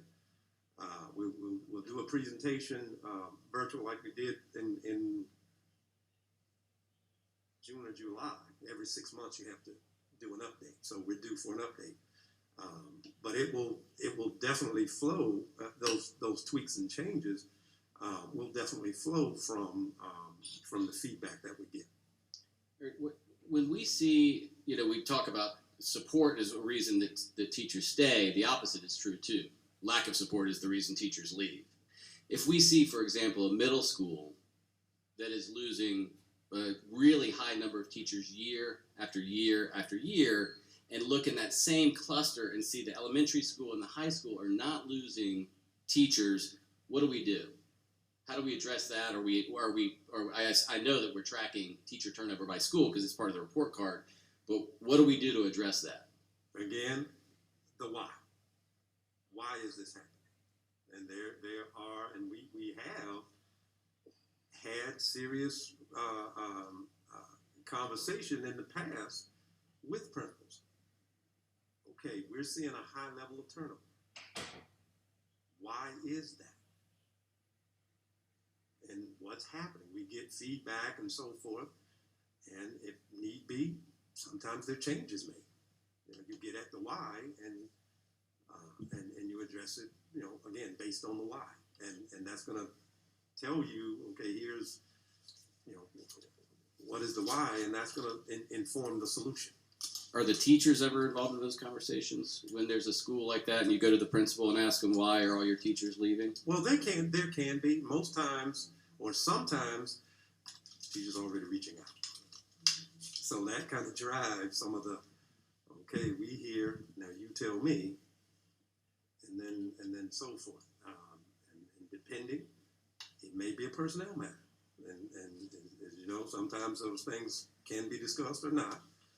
Sometimes those things may come to the board or not, and so forth. But again, depending on what's heard and what's discovered as we try to get to the bottom of things. But there have been situations, circumstances, and they are addressed. Commissioner Thank Lomanak, usually we do like 3 questions so everybody can get their chance. So I appreciate your line of Thanks, questioning. Chairman Bishop. How many you asked? I think I asked Commissioner Clyburn to go next, then Commissioner King. Anyone over here? Okay, I got Commissioner Harris and Commissioner Myers after that. I feel like this question is from a long time ago, but you brought up the incentives that you all give for bus drivers that don't have accidents. What's the frequency of that $300? I think you said a $300 incentive for safe driving. Right, it's 300. Well, it's just what is it annually? Like if they don't have an accident per Yes. year? Yes, but we're working on some other Oh, stuff. one time. Okay. Right, it's a one time. Okay. And you're working on some Alright. things that to make it continuous, so they can keep not having accidents. Right. So and Okay. it is right now. It is continuing. Okay. And then so my next question, you mentioned a $2,000 bonus for moving expenses for out of state. Is that for teachers or just staff? I mean, this It's for teachers, For teachers. and administrators, and administrators. it's a reimbursement because they might not use a full $2,000. So it's Gotcha. what they've spent to move. We'll reimburse them up to $2,000. Okay. So I don't know if this makes sense or not, but if you have someone in state, is there any amount that, I mean, beyond a certain, if you're moving from Lexington to, Richland County, that may be one thing, but if someone's moving from Horry or, some distance where they can't commute type thing from their home, is there any kind of Currently, there is not. currently no? Okay.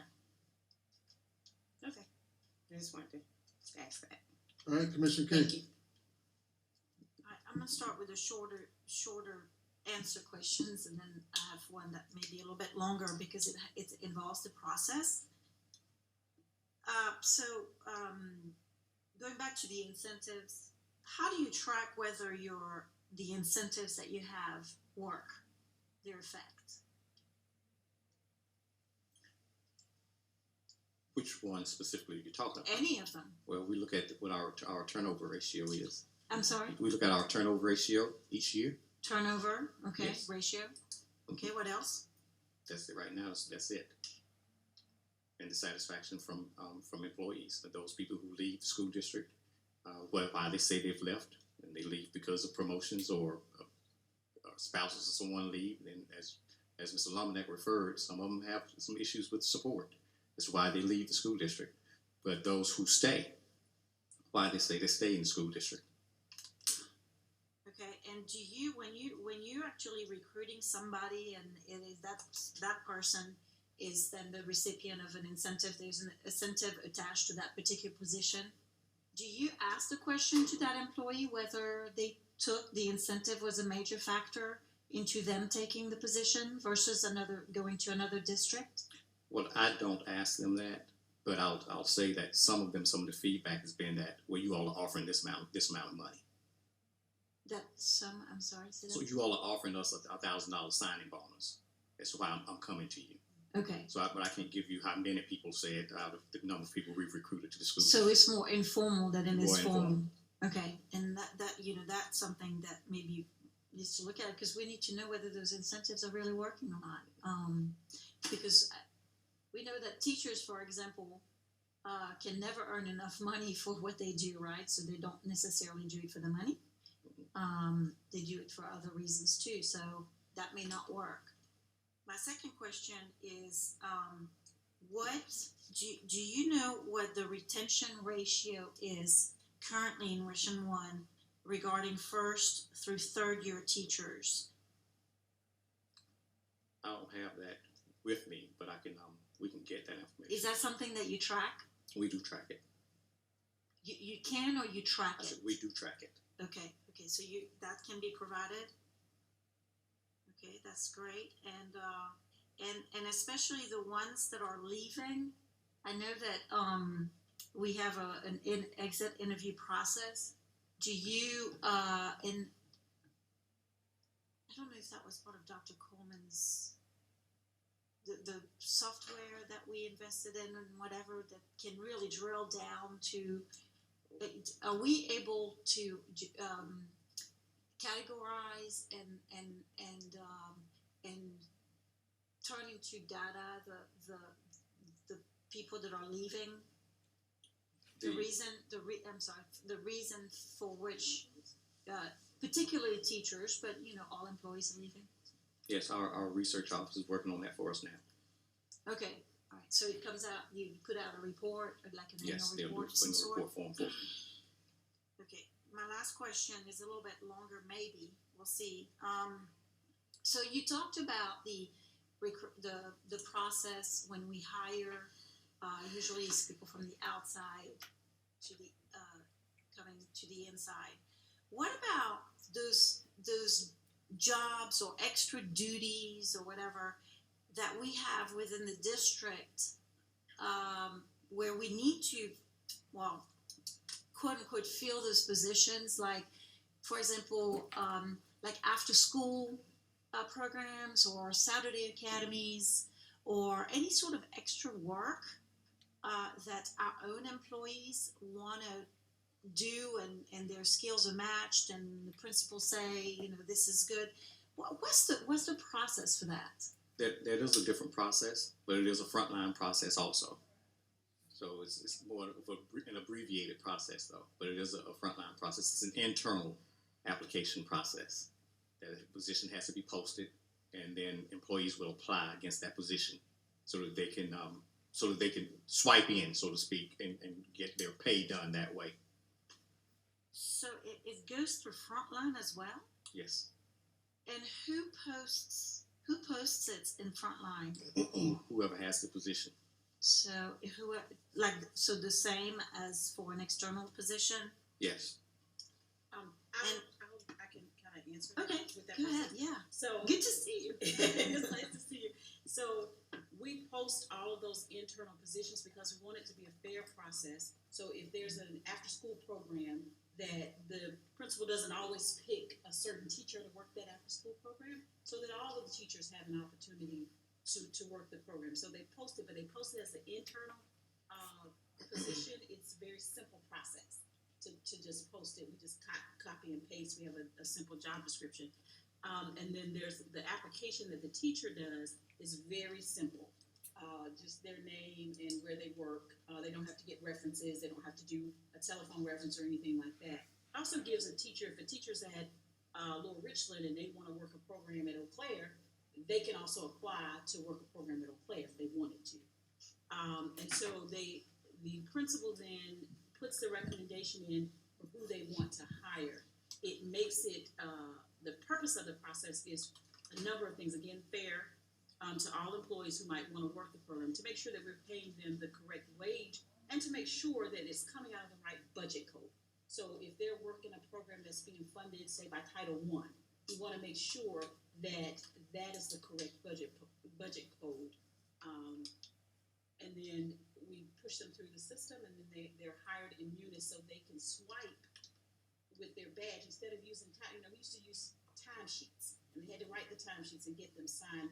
Now they can use their ID badge and swipe into the program, as long as all of the information, the principal's done their part, the teacher's done their part, then they can just swipe in, and it calculates, it tracks their time so that it's not an overpayment. So that we know that if they work from 4 to 6, then those are the hours that they're being paid for at the correct rate. Yeah, so we talked about FLSA, and I guess it goes back to that. But so Frontline has a separate sort of. I mean, it's in Frontline, but it's separate. And do you track the effectiveness of that particular system and how long it takes for somebody to, from application to hiring and getting paid? The reason I'm asking is that, a couple of people mentioned that it was, took, a long time, and then sometimes, it took forever for them to get paid.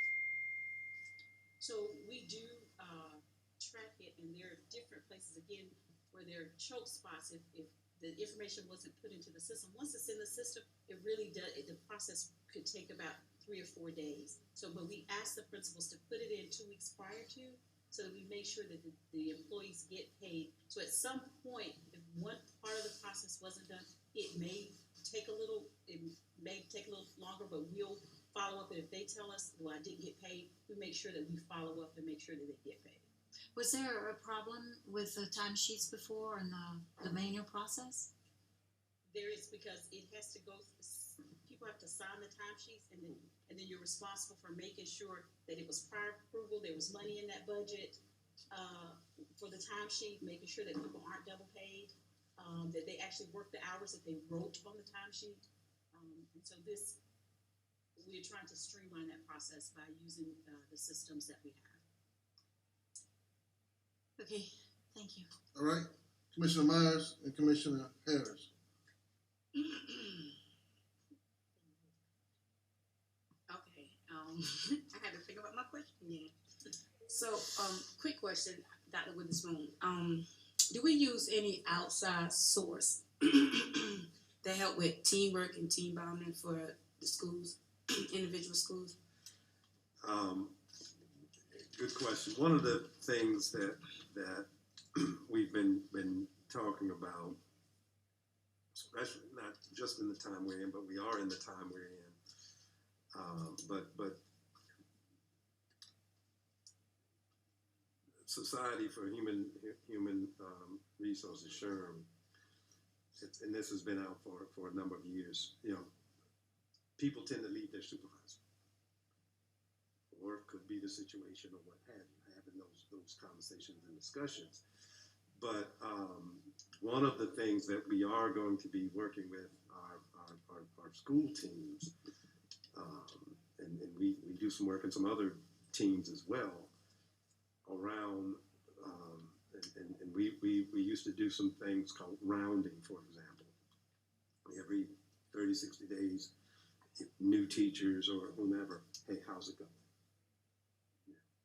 How you doing? Because you want to, and I used to say this when I was a principal, and now I say it to principals, and hopefully they do the same thing. But one of the things I say that I used to say to my teachers, hey, see me when it's here. If you see me when it's here, that's a different conversation. You've made up your mind, okay, see me when it's here. So some of the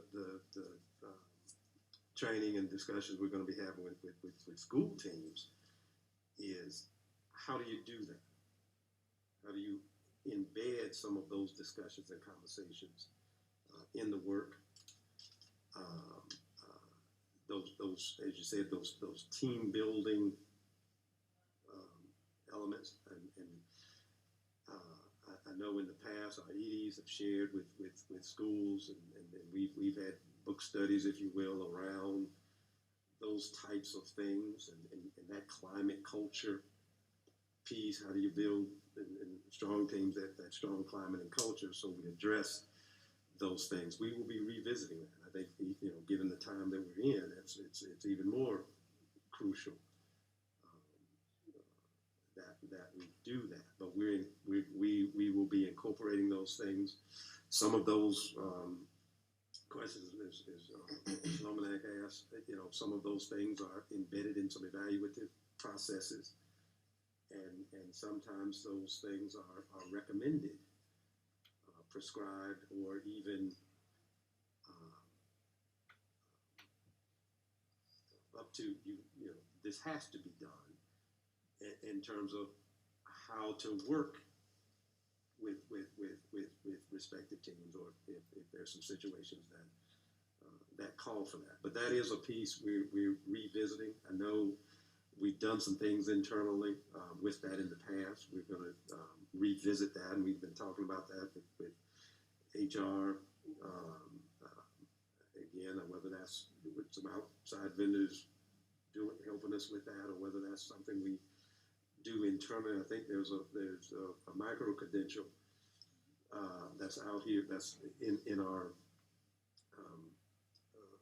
toolkit now, and we're going to be revisiting with our schools have multi generations of everywhere from baby boomers to Generation Z in their buildings, and one of the things, and this is Dr. Long's story, one of the things that we do here sometimes, you can't talk to a Generation Z or millennial the way you can talk to a baby boomer.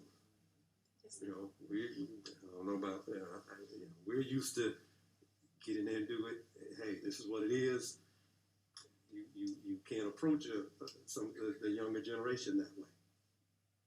So, and not that say a certain thing was said a certain way to that individual, but they overheard that. And, ooh, I didn't like that. Maybe I need to rethink that. So having that conversation, discussion, how do we, so that is something that we are revisiting. And if additional support is needed, or outside support is needed in that, and we'll take a look at that. But it is something that's on our radar. Thank you for clearing that up. And I have a second part to that question. I definitely know we do the survey online when a teacher can express about things that need to be fixed or things that can change, and we probably do it in-house. Have we thought about using an outside company to do it as well, face-to-face, not just online? We can look at that, and I have no problem looking at that. But the climate and culture that we have to foster in the district is we need you to feel comfortable. Come and say something. If we don't want anybody in the district feel like, oh, I can't go talk to my supervisor. That we don't want that. I've got to go talk to somebody else. No, go talk to your, and like I said, I don't want anybody to be afraid that they shouldn't be. To come in, hey, Mr. Superintendent, you got a minute? Can I talk to you? Yeah, can't right now, but I tell you what, you go off, we'll get something scheduled, what have you. But the point is, I'll have the conversation. I don't want, and we don't want that. Now, if we need that additional tool, if somebody says that they don't feel comfortable, and then we hear, I'm going to get retaliated against, and I tell folks, I said, well, give me a name of somebody who brought up an issue of concern and got retaliated against. And I don't ever get that name. But again, nothing's off the table, don't have a problem with that. But what I do want us to certainly foster in this district is you need to feel okay going to your school. Again, we talk about these generational things and all that.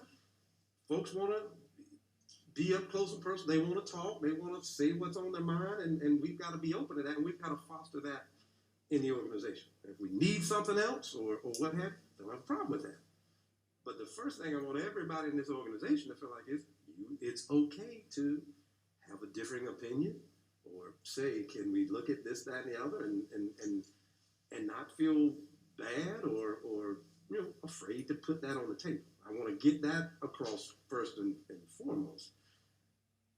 But if we need something else, don't have a problem with that. But I don't want to.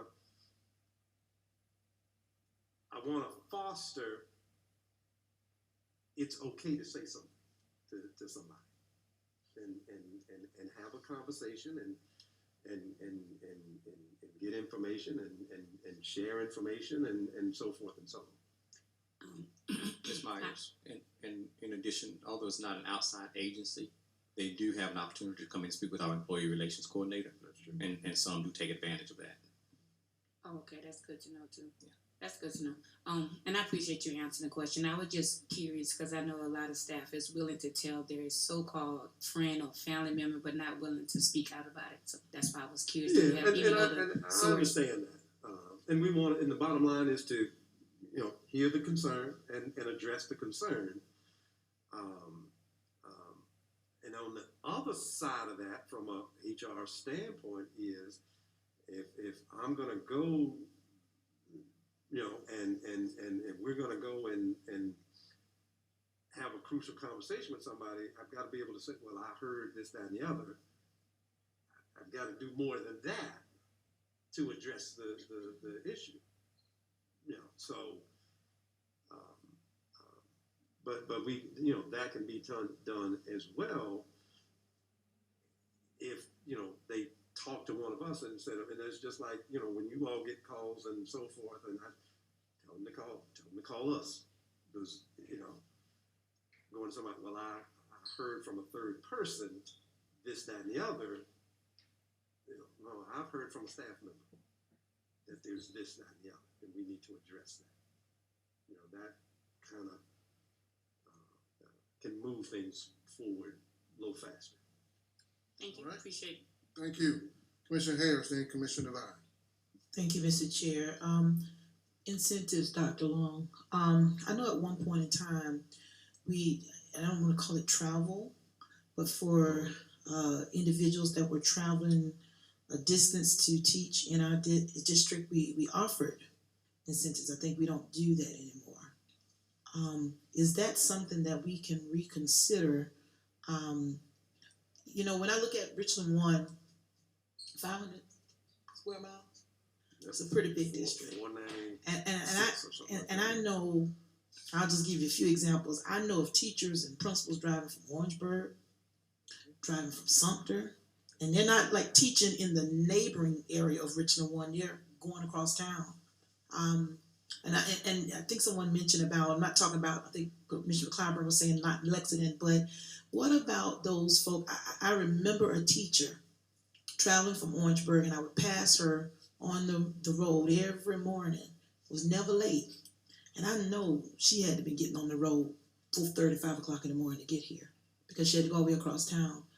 Why are we not offering those type of incentives anymore? I think sometimes it puts certain areas of the district at a disadvantage, and I'll use the Columbia High region, just as I can use Weber, that's down on the far end, that when you're in the boondocks, you don't have a signal or a gas station per se. We don't got a gas station now, but you get what I'm saying. At one point in time, we offered that, and that helped because I was watching those numbers at that time.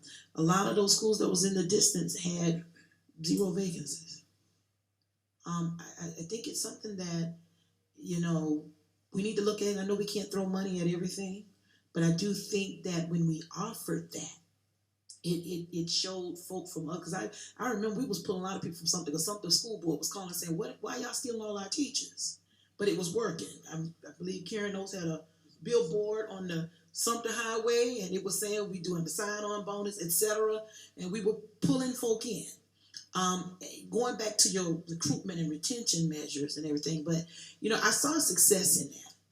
That any school with a vacancy is an issue for all of us, but some areas struggle to fill vacancies, and I think when we were able to provide that helped us. So I'm just putting that out there as something just to to think about. I know individuals right now in the district that are traveling one way 55 minutes to get to their building. It's a lot. That's and gas prices are high. But you know, we know they're getting paid, but you know, when you're coming that far to be in Richland 1, you know, there are commuter incentives that we can provide or offer. Even if we can't do it all the time, you know, provide something there to help lessen that burden for those individuals that say, you know, I'll go over 2 counties just to work in Richland 1. I think that says something as well.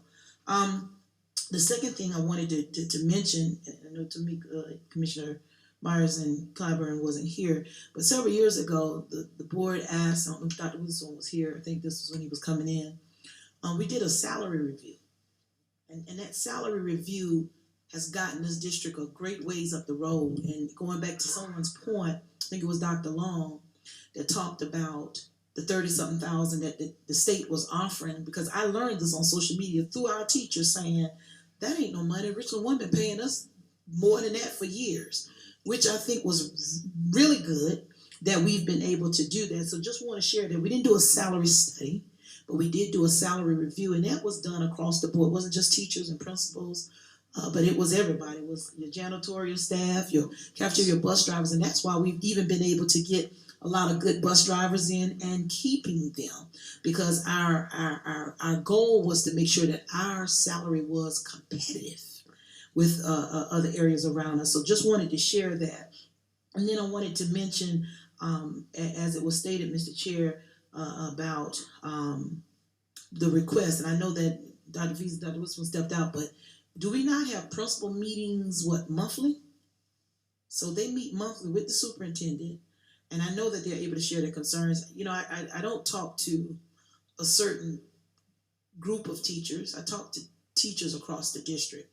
I talk to fairly the bulk of the principals in this district, and what I hear from them, and I'll go back to a point that was made earlier. Someone mentioned about the administrative assistants and how many more we got. But that was a request of our principals because they were overburdened with handling discipline issues. Remember, they were going into the classrooms with that device. Dr. Brazard, what's that thing that they had to do in the classrooms? They had to do all the stuff while the teacher was teaching on the computer. What was that program we used to use? Okay, there was a program. Remember when our principals would go from classroom to classroom to do their evals?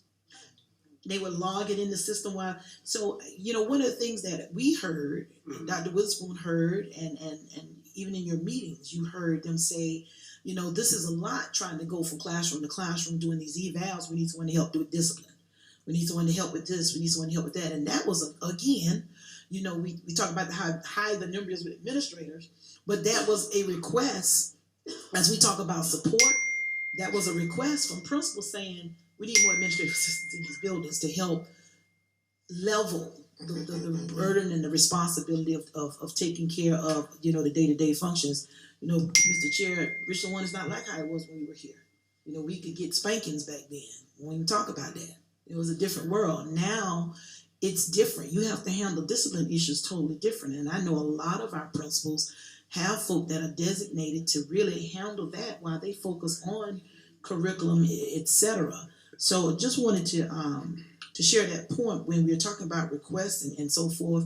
We have to make sure that the requests are reasonable and that they're needs and not wants.